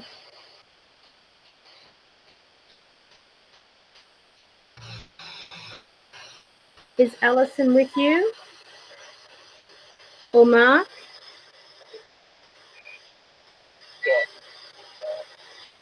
John.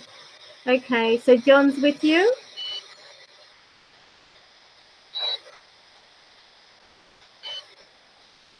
Which one was in the wheelchair? Ronald?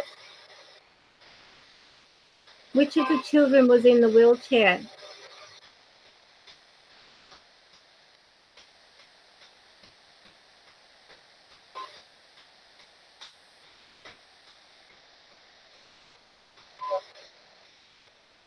Which of the children were in the wheelchair?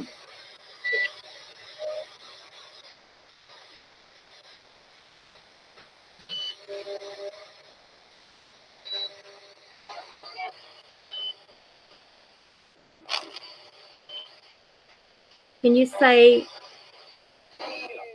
what time this happened?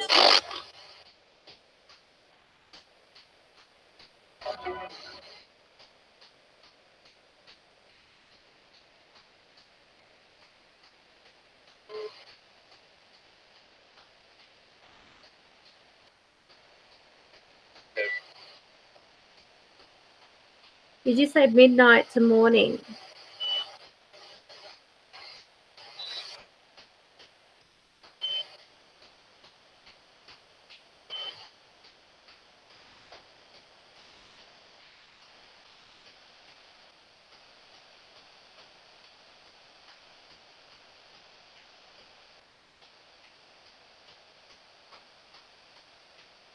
Ronald?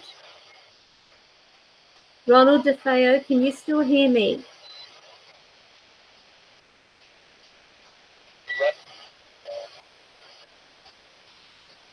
Would you like to clear up any confusion about the home?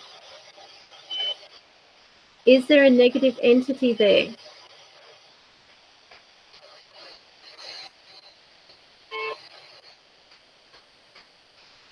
Is there a negative entity in the Amityville home?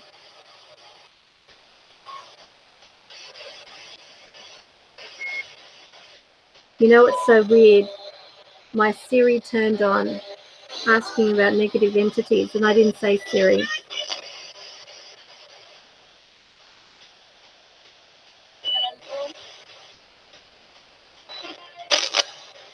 Were there or are there any negative entities in the home at Amityville?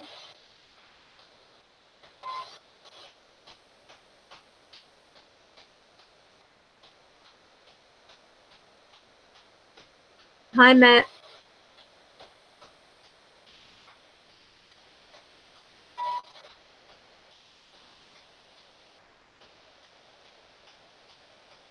We could try the lights.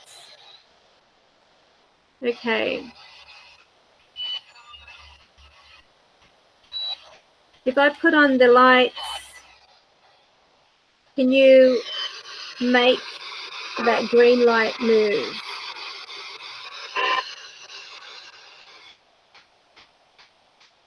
Can you make the green light move this way for no and this way for yes?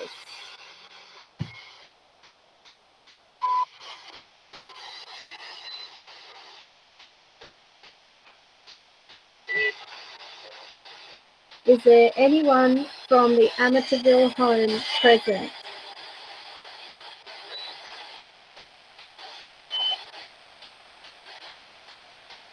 Okay. So they're not present here. All right. Can you move that to yes if they are? So where my hand is, that side will be yes. Can you move it to this side if it's yes?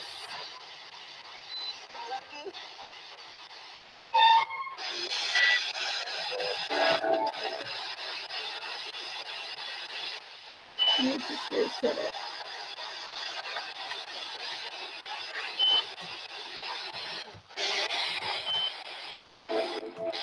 Are there any spirits here? I'm trying to focus on this.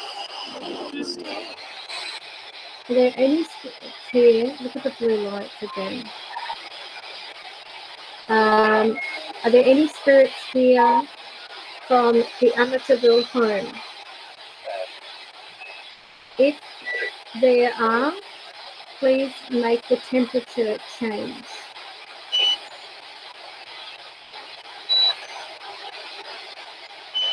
In this device that I'm holding.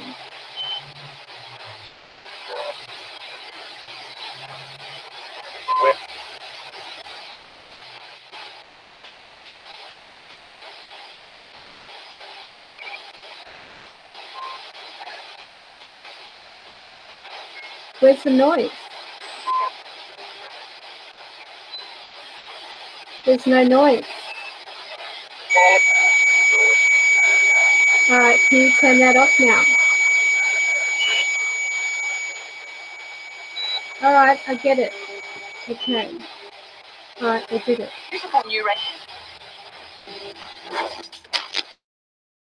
Can you move the blue light?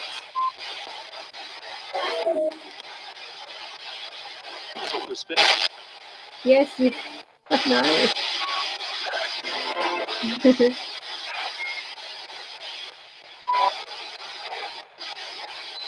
Can you show me? Stop mimicking this. Can you please show me how many spirits are here by moving the light to how many are present? Let me reset it. Show me how many spirits are here by moving the light on the temperature to show how many.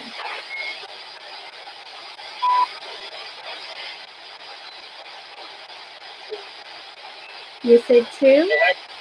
Okay, can you light up 2?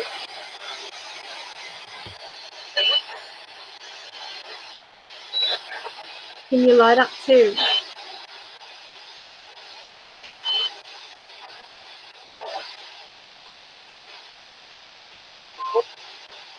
Can you light up the number 2?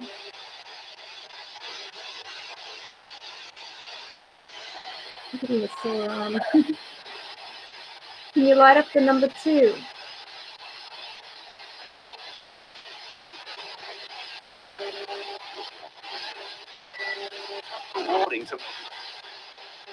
Warning what?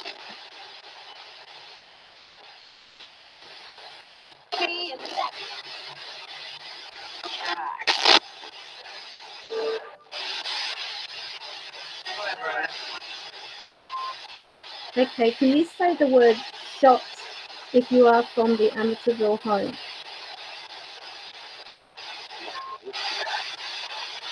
Can you say shot? You really don't want to. Okay. Could you please, just for this experiment,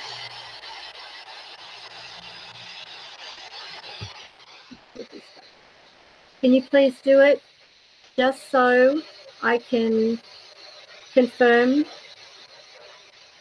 that there are those contacting from that home?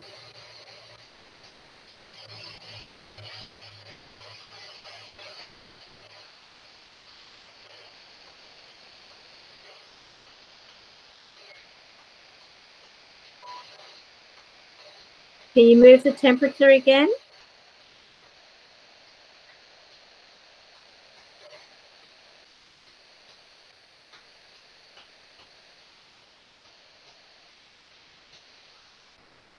Can you make the temperature light move?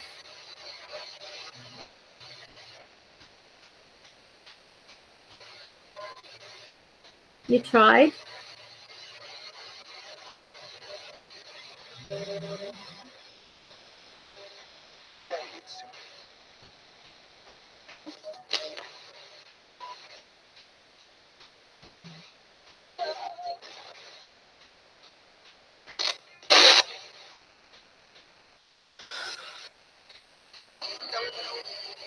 All right.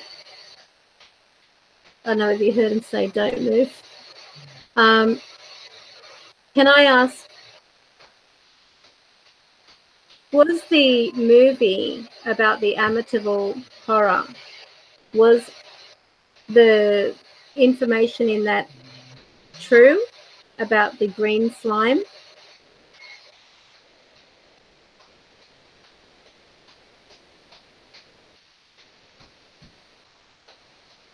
Was it true?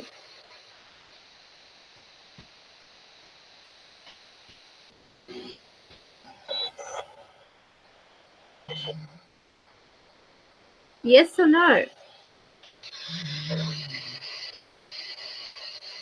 Was it true?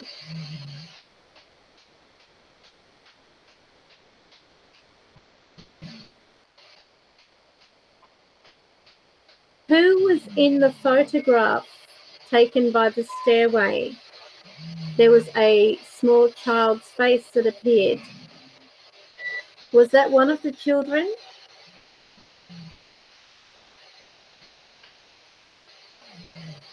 Is it a yes or a no?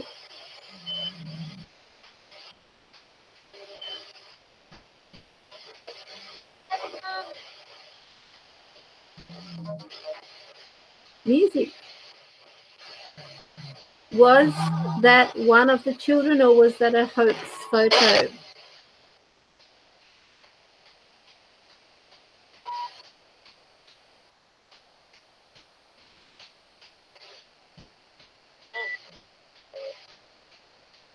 Was it real?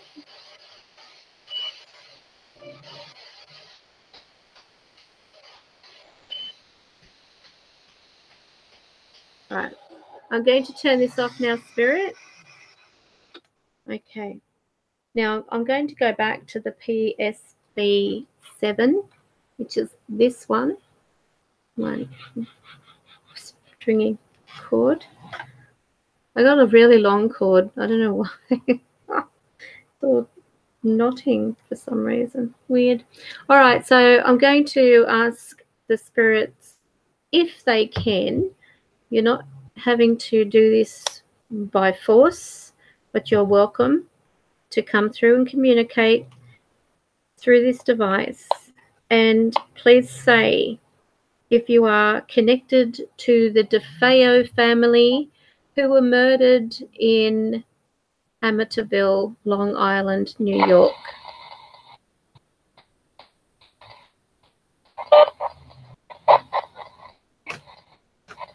Are there any of the members of the DeFeo family from Long Island, New York? If so, can you say your name, please?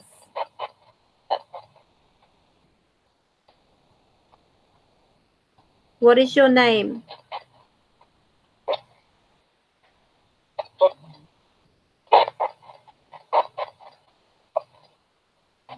I need you to communicate through this device.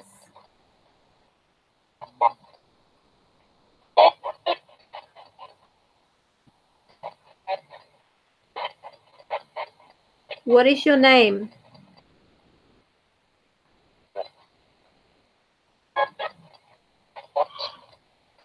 Box, yes. It's pareidolia. Okay, so I'm going to change this sweep. I'm going to make it 350 milliseconds. Oh, itchy nose. Can I please speak with one of the DeFeo family members? Can you say your name, please?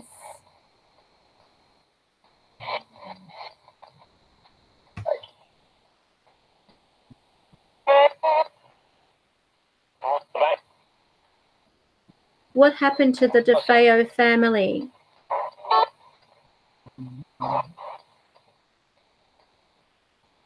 Who murdered the DeFeo family at Amityville, Long Island, New York in 1974?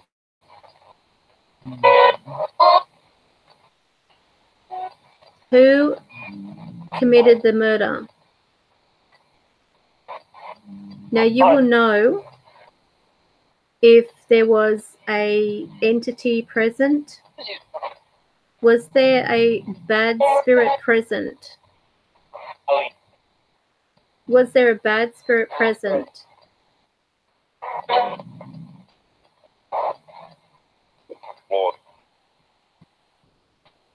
Is there an Indian burial ground that this home is built on?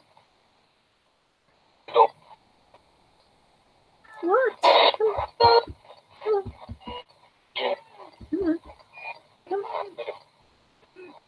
Is there an Indian burial ground that the Amityville horror home is built on? Yes or no?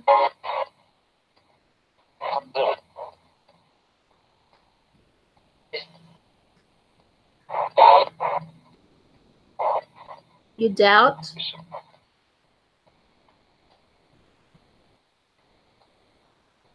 Okay, how many members of the DeFeo family were murdered? How many?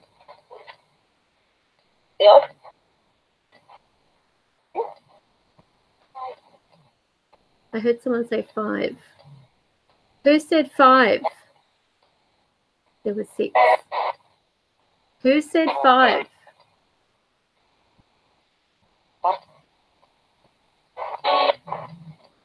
Who's talking with me through this? No, Chris, not you. I want you to bring through one of the people from the DeFeo family. Can you do that?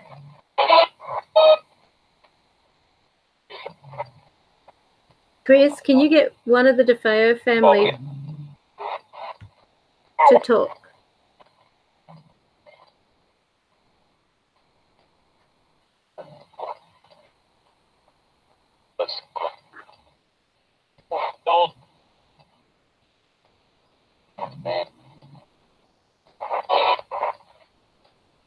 Who committed the murder?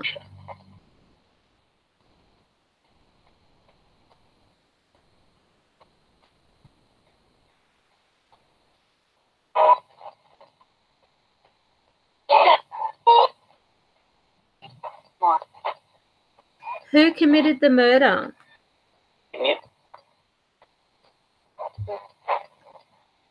Who committed the murder at the Amityville home in 1974? Who?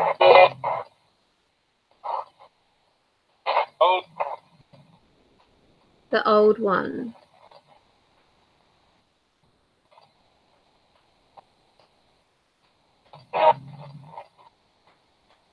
Who? Oh God, I'm getting these flashes. Who was wearing? Who? God, who was wearing the top that went up to the neck?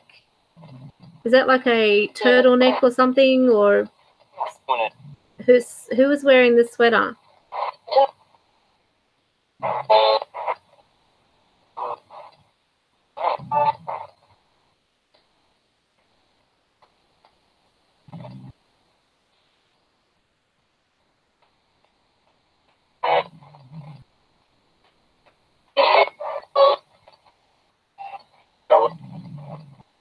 Okay.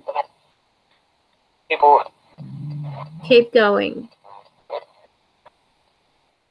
What do you want me to say?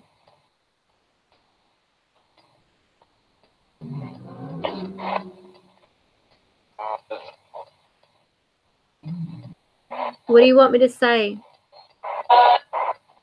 The dad is a bastard. Okay. So who said that? Who just said that the dad is a bastard?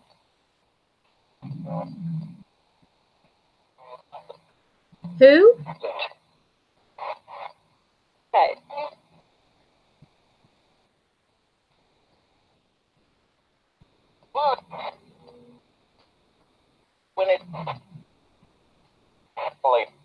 Did you know this was going to happen? You vomit? Okay. Did you know this was going to happen? Did you know you were going to be murdered?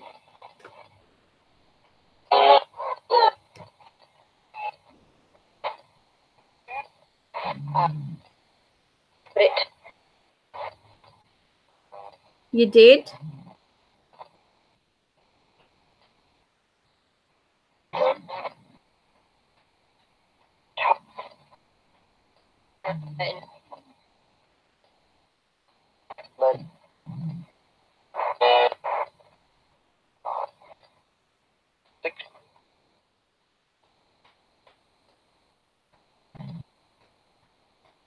Where were you when you were killed? Sleep. Okay. Okay. Are there any souls still connected with the home? 3. What are their names, please?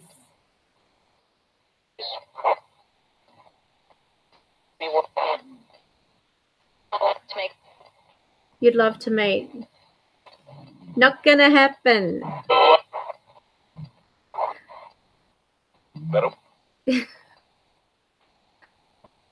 I really appreciate the time you're giving me. Do you mind if I ask you, did Ronald DeFeo Jr., did he? I know you're dead. Did he do this on his own? Or was there really a bad spirit around him? Was there really a bad spirit telling him?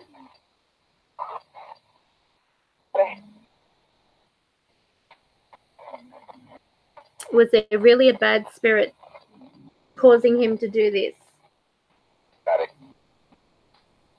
Daddy. Okay. So why was the father a bastard?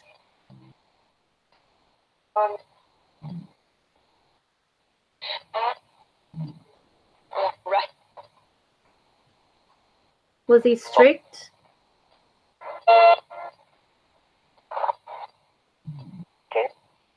Yes, was he strict?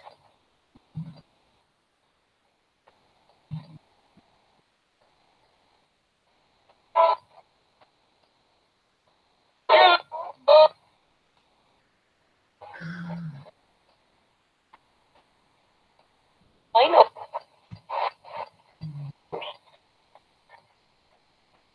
Chris, who was talking to me? Who was talking to me, Chris? The dad. And who?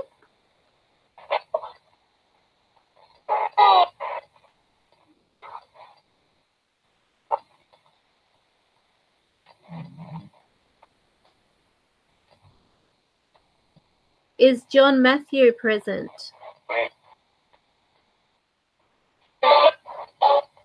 He said help, did he? Okay.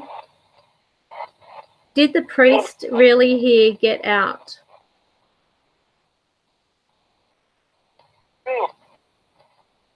Who said get out to the priest?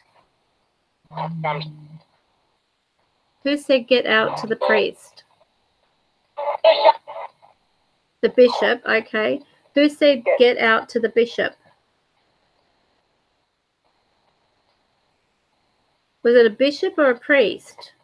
Or do you think they're one and the same?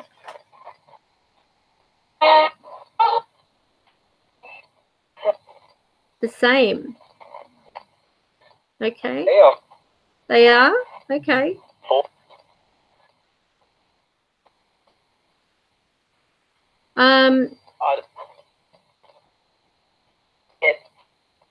How many times were the parents shot? 2. Okay. Not you, Chris. I'm asking.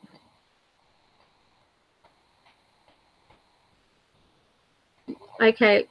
I'll ask again the same question, but okay, they just said 2. Okay. So did Ron DeFeo act alone? Did he do it alone? Yes or no? I just want a yes or no, please. Did Ron DeFeo Jr. commit the murders on his own?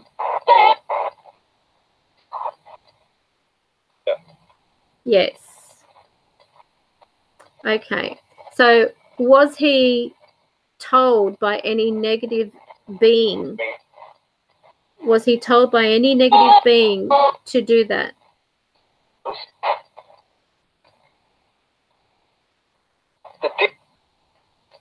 The pig. So what's the pig? The voice. Okay. And is the pig, is it a demon?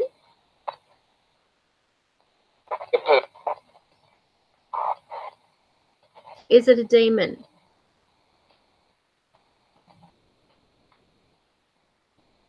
Is the pig a demon?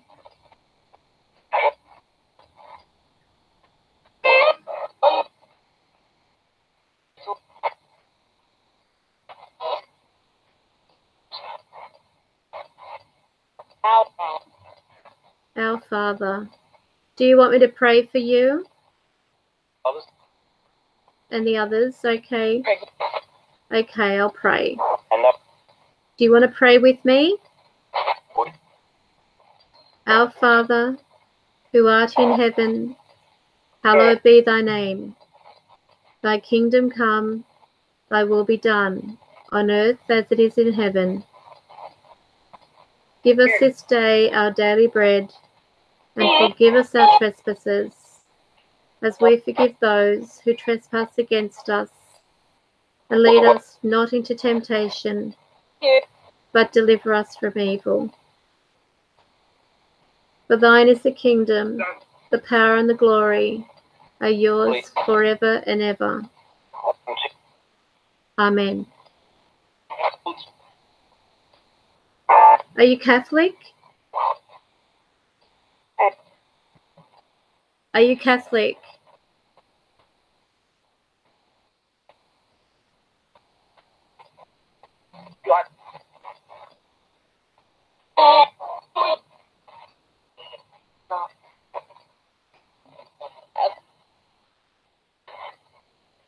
Did you seek? How many people? How many people? Is this radio or is this spirit?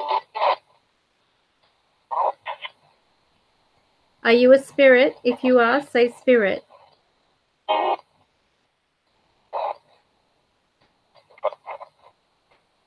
Are you a spirit?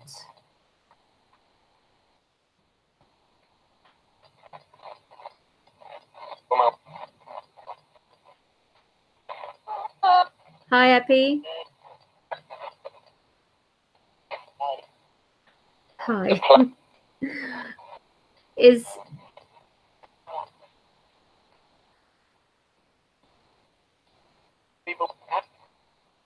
evil what? Cat?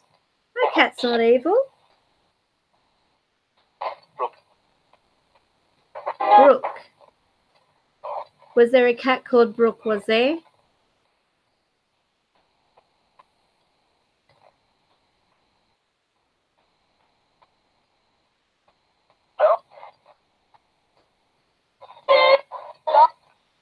Spirits what?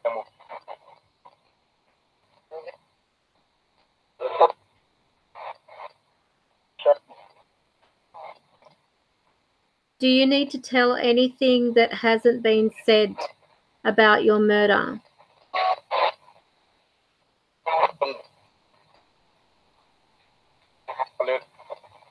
You have to live with it. Okay, so are you referring to Ron? He's got to live with it, does he?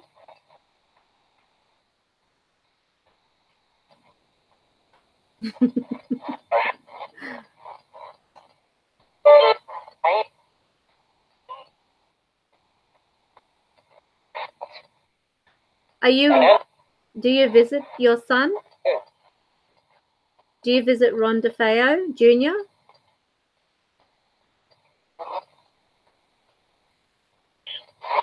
Do you visit him?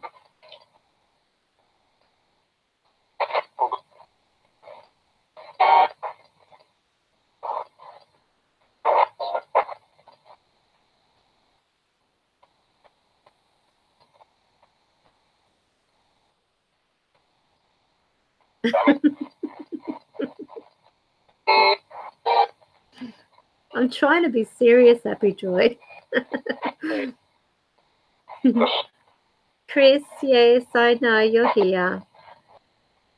Don't get jealous.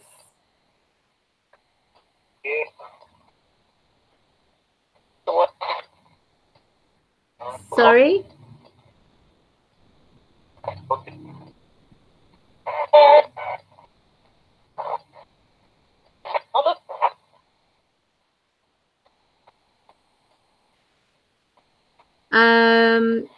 Let me just see what else there is to ask. All right. Who was called Butch? Who was known as Butch?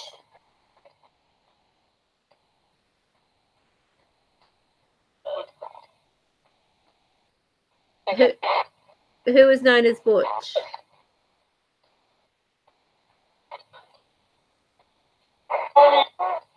Ronnie. You're right. Ronnie Jr. was known as Butch. So, can I ask again, did Ronnie Jr. commit those murders alone?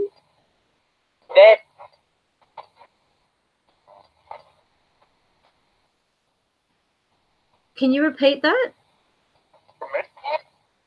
Oh, you said bed.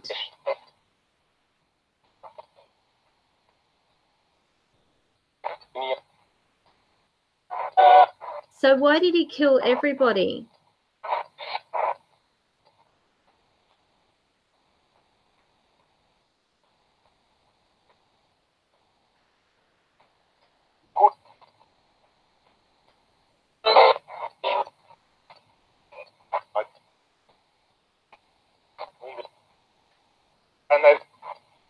Hello. Why did Ronnie DeFeo Jr. kill all his family? Yeah, all of them. Why? He was told. So he is telling the truth about being told. Why did he listen to that? Why did he listen to that voice? Spirit, okay.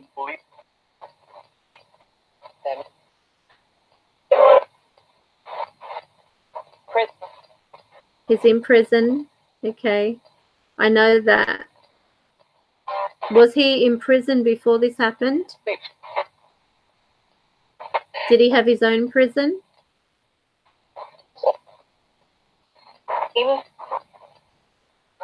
He was good. Who said that? Was that Dawn? Dawn, how are you connected to Ron DeFeo Jr.? How are you connected to Ron DeFeo Jr., Dawn?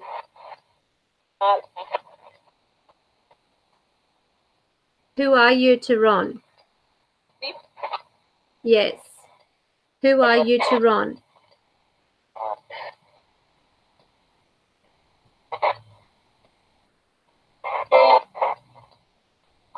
Spirit, would you say that I have successfully connected with anyone in the DeFeo family? Have I made contact with any of the DeFeo family? Is that a yes or a no?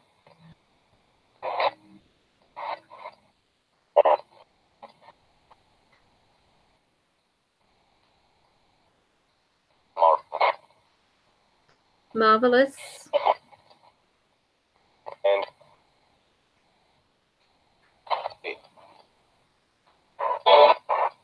Have you found salvation?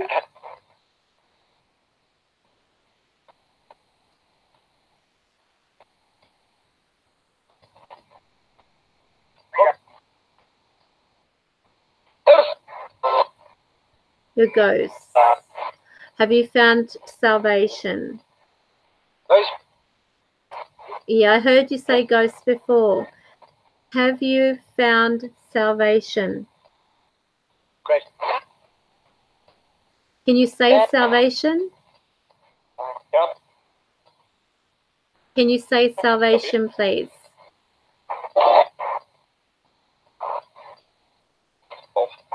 Can you say angels?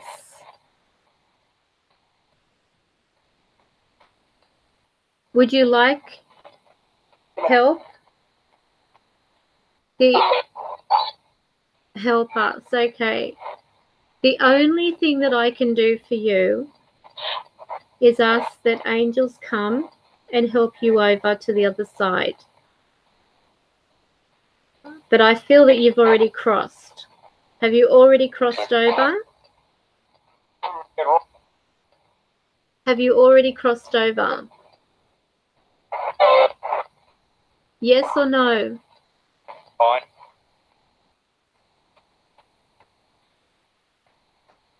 Have you already crossed over? 5. You're here. Okay. Okay. Can you see Chris? Can you see Chris around me? Please. Yes. Can you see Chris?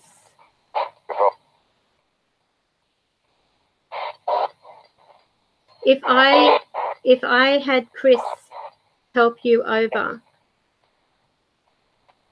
would you be happy to go with him?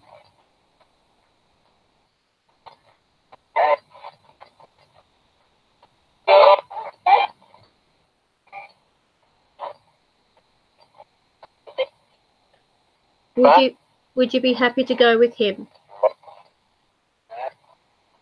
to the other side, to the new world?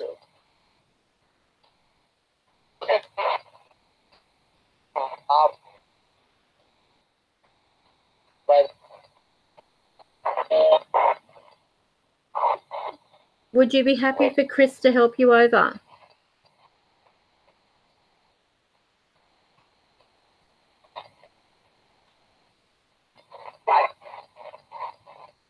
Yes or no?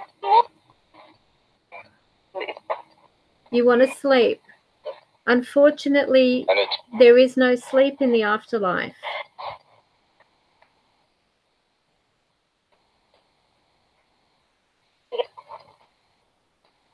I know that you want to sleep, but there's no sleep.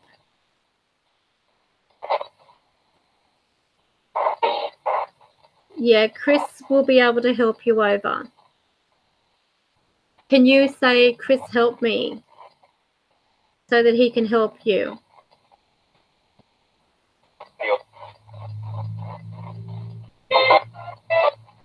Chris, can you help me? Okay.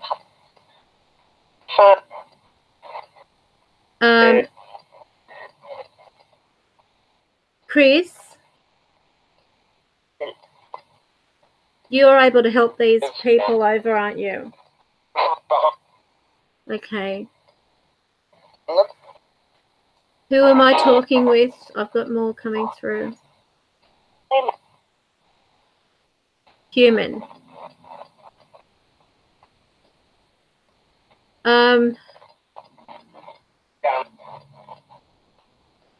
I want a little. Yeah, Chris will help you over.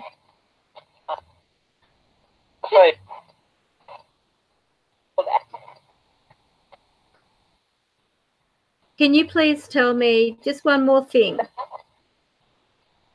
Are there any more spirits at the Amityville home? A jinn. Okay. So that's a demon, correct?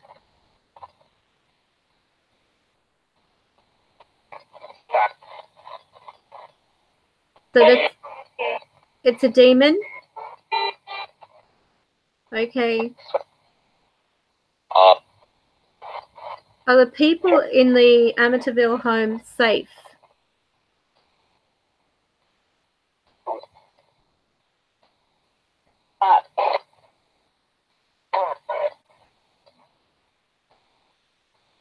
Can you say the name of the street the house is on?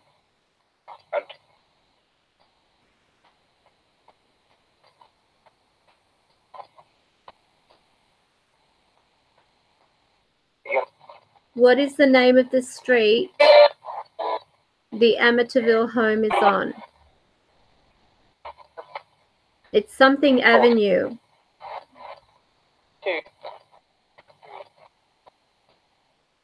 What avenue is it? No, it's not Ocean Road. It's Ocean Avenue. Is it?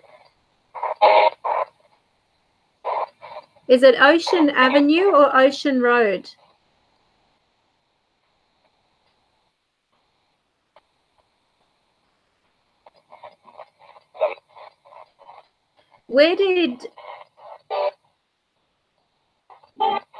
What was the month that you left this world? Do you remember?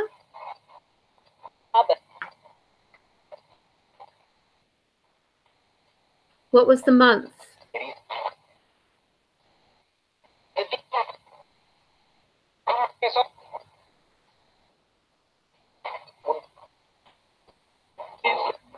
Have those of the DeFeo family crossed over?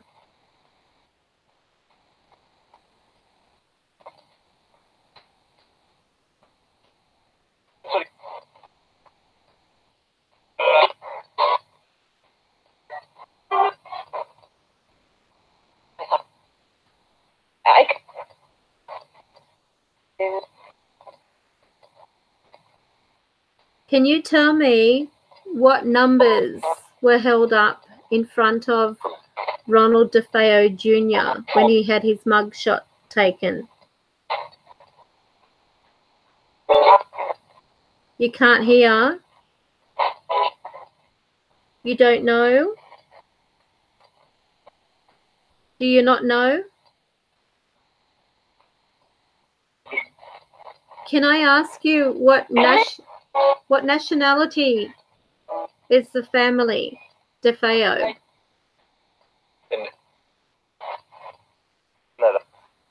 Murder, okay. What nationality are the DeFeo family?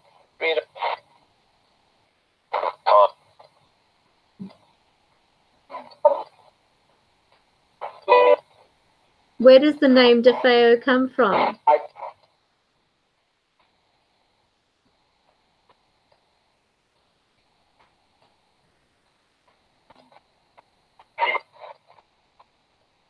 I'm hearing demons, demons.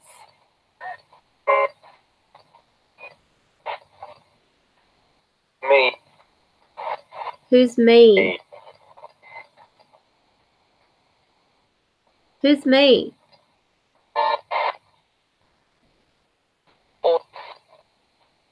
The corpse. Okay, well you're not in a body anymore. Are you aware of that?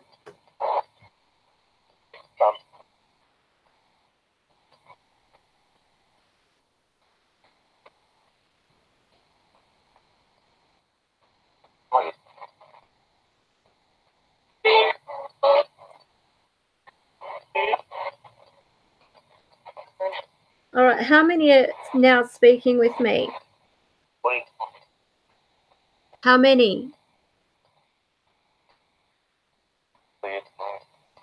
How many are talking with me now?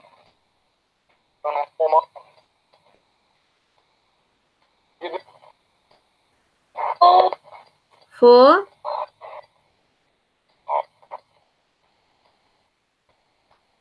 Which child fell off the gurdy? Is it a gurdy?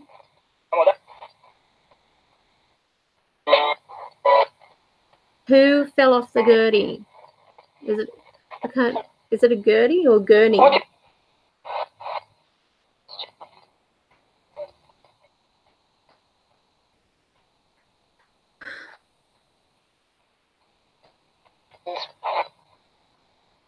What do you think of Ron DeFeo Jr.?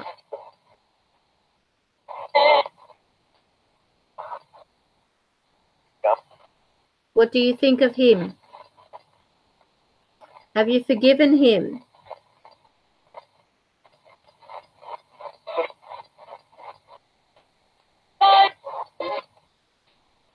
Have you forgiven Ron DeFeo Jr.?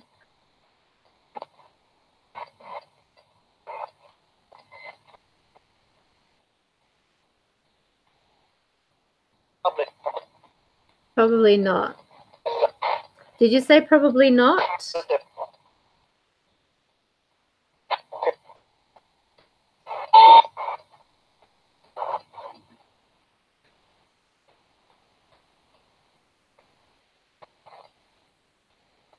Okay. Well, Spirit, thank you so much for communicating with me. Would you like to say goodbye? He shot me. Did you hear that? Okay.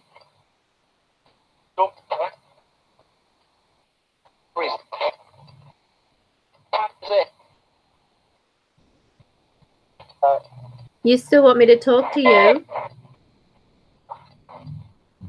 Sure.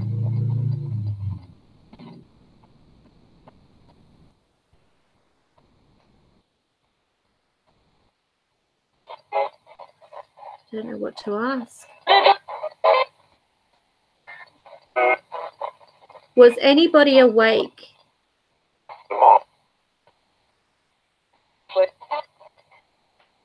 Was anybody awake that night? Did anybody wake up and hear the gunshots?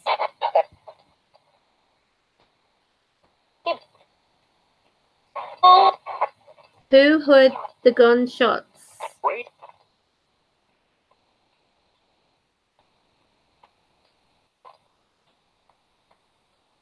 Were any of you drugged?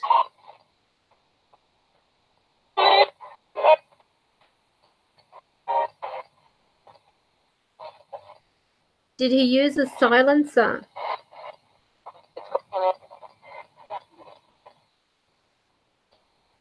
Did he use something to silence the gunshots?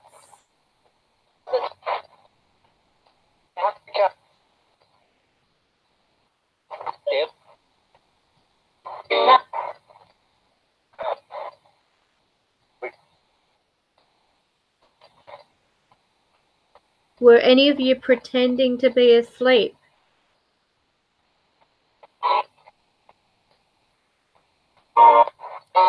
Were any of you pretending to be asleep?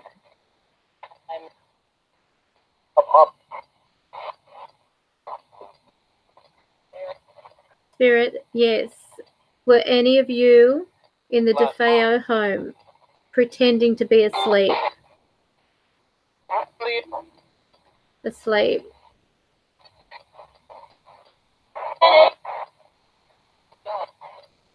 Do you mind if I ask you, did you leave your body instantly?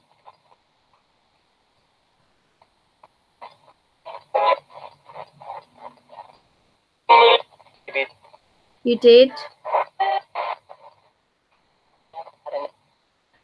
Did you stay with your body?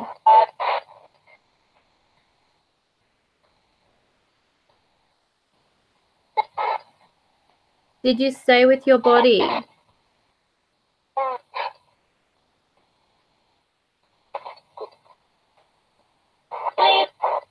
Sleep. You don't know. Did one of the sisters help with the murder?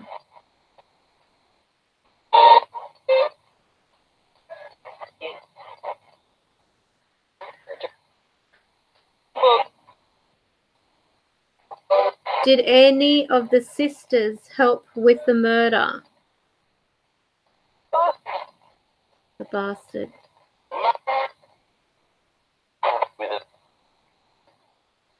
Did any of the sisters? No.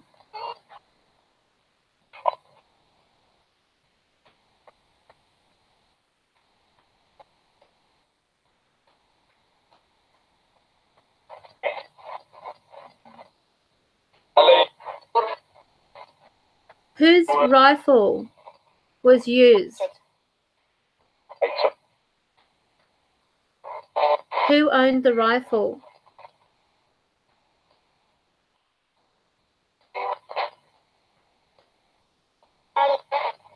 Allison. So Allison had a rifle, did she? Let me have a look. Allison was only 13.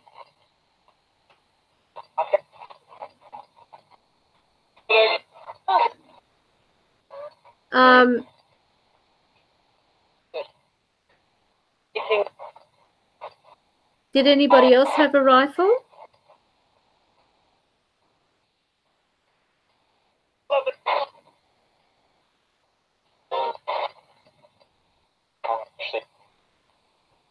Okay.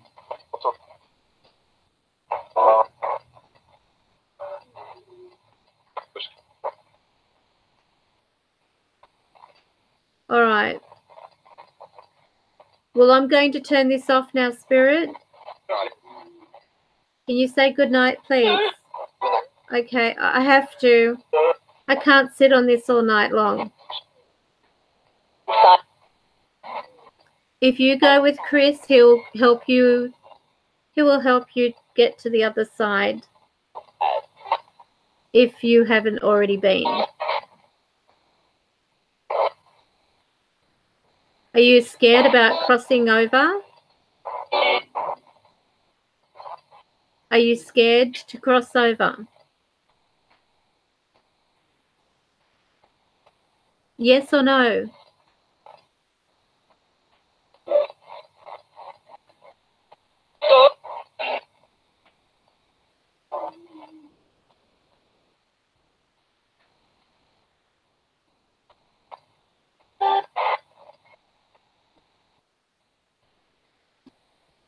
Yeah, I thought it was Avenue. Okay. Does anyone else have any questions that you want me to ask before I turn this off?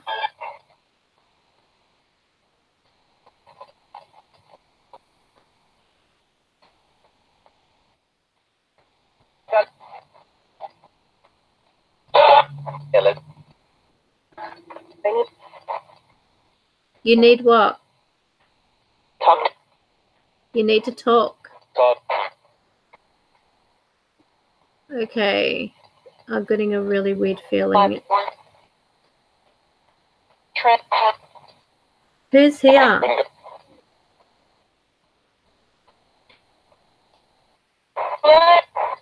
Who's here with me?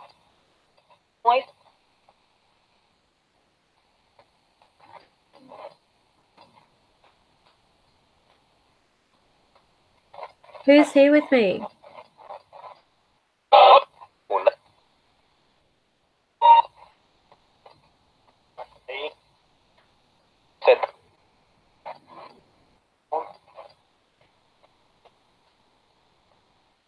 Who is Jody?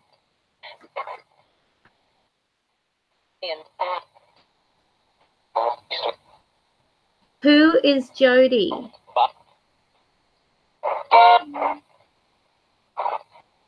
Can you say Jody?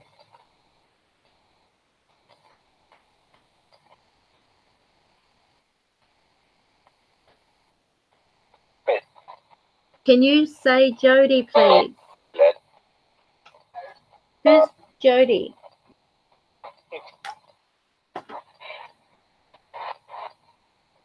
Who's Jody?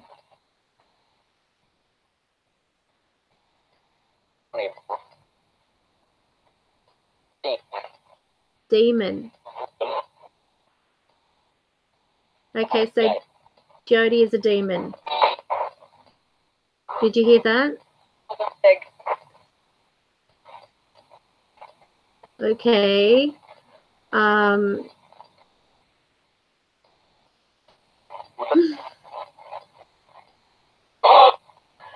Yeah, I'm here.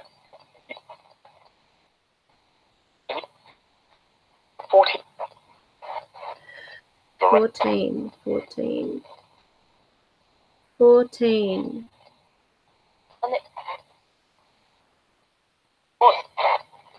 Who is 14?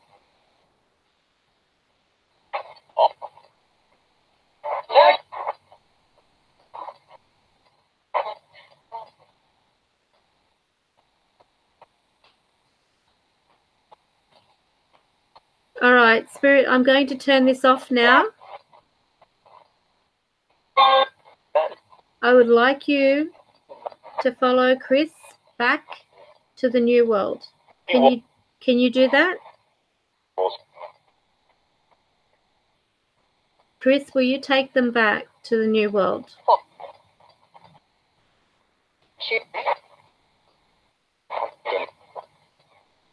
Can you?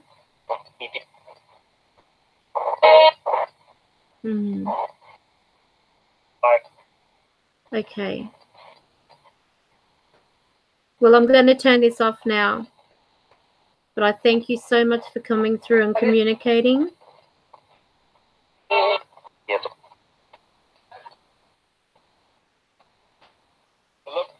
Would you like me to communicate with you again in the future?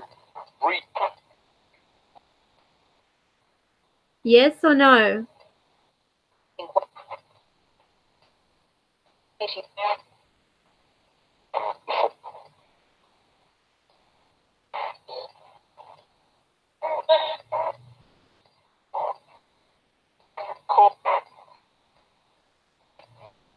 All right. I'm going now. Can you say goodbye? No. Now. Good. All right. Thank you. Good night. Okay. Well, what did you think of that? A few things that came through. I did ask about Indians, Ray, and one said they doubt it.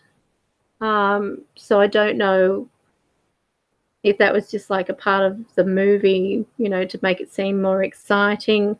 But there was quite a few things that not what I would say is just a coincidence. Even when I said I was going, they didn't want to go. They wanted to talk.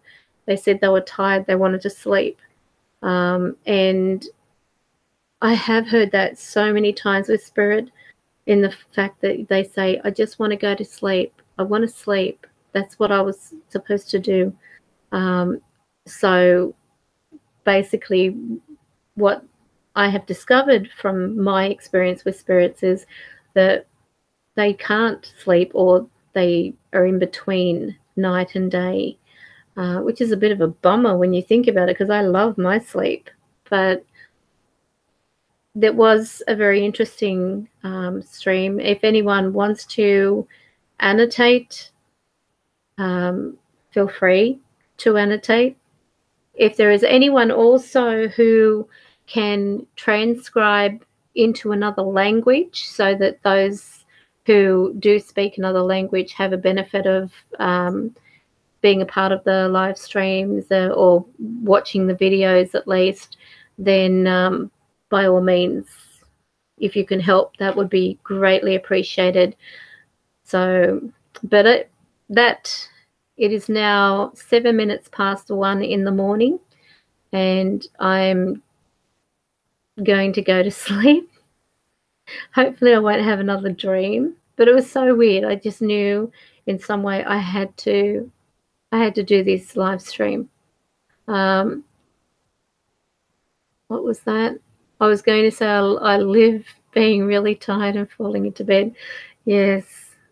Not that I get much sleep, but I really think that it was I feel like it was a successful live stream. I'm pleased with the way that it turned out in regards of communication. I'm glad that Chris was he's the one who actually suggested that he will take them over. That's why I said, you know, if you follow Chris or if you go with Chris, he will help you over. So that's good. I'm glad. I felt that it was at one point there, I felt something weird around me. So I don't know whether that was just Chris doing whatever he does. Well, I don't know. It was just a really weird, funny feeling. So I don't know whether it was Chris there or what, because I didn't hear anything. I just felt a really weird type of energy around me. But anyway, I'm going to leave it there. I want to thank everybody who viewed this live stream and who participated in the chat. Sorry that there were some times I wasn't able to see the chat because I was flipping between, you know, like trying to come up with questions to ask based on the information that is on the internet. So I hope you can forgive me on that. If you did say something and I didn't reply, it wasn't intentional. But thank you so much for joining me tonight. I wish you all a lovely, safe, happy weekend. And I hope you all had a nice Valentine's Day as well. So have a great weekend. I'm going to go. I think I've had enough for tonight. So take care. Bye. To myself.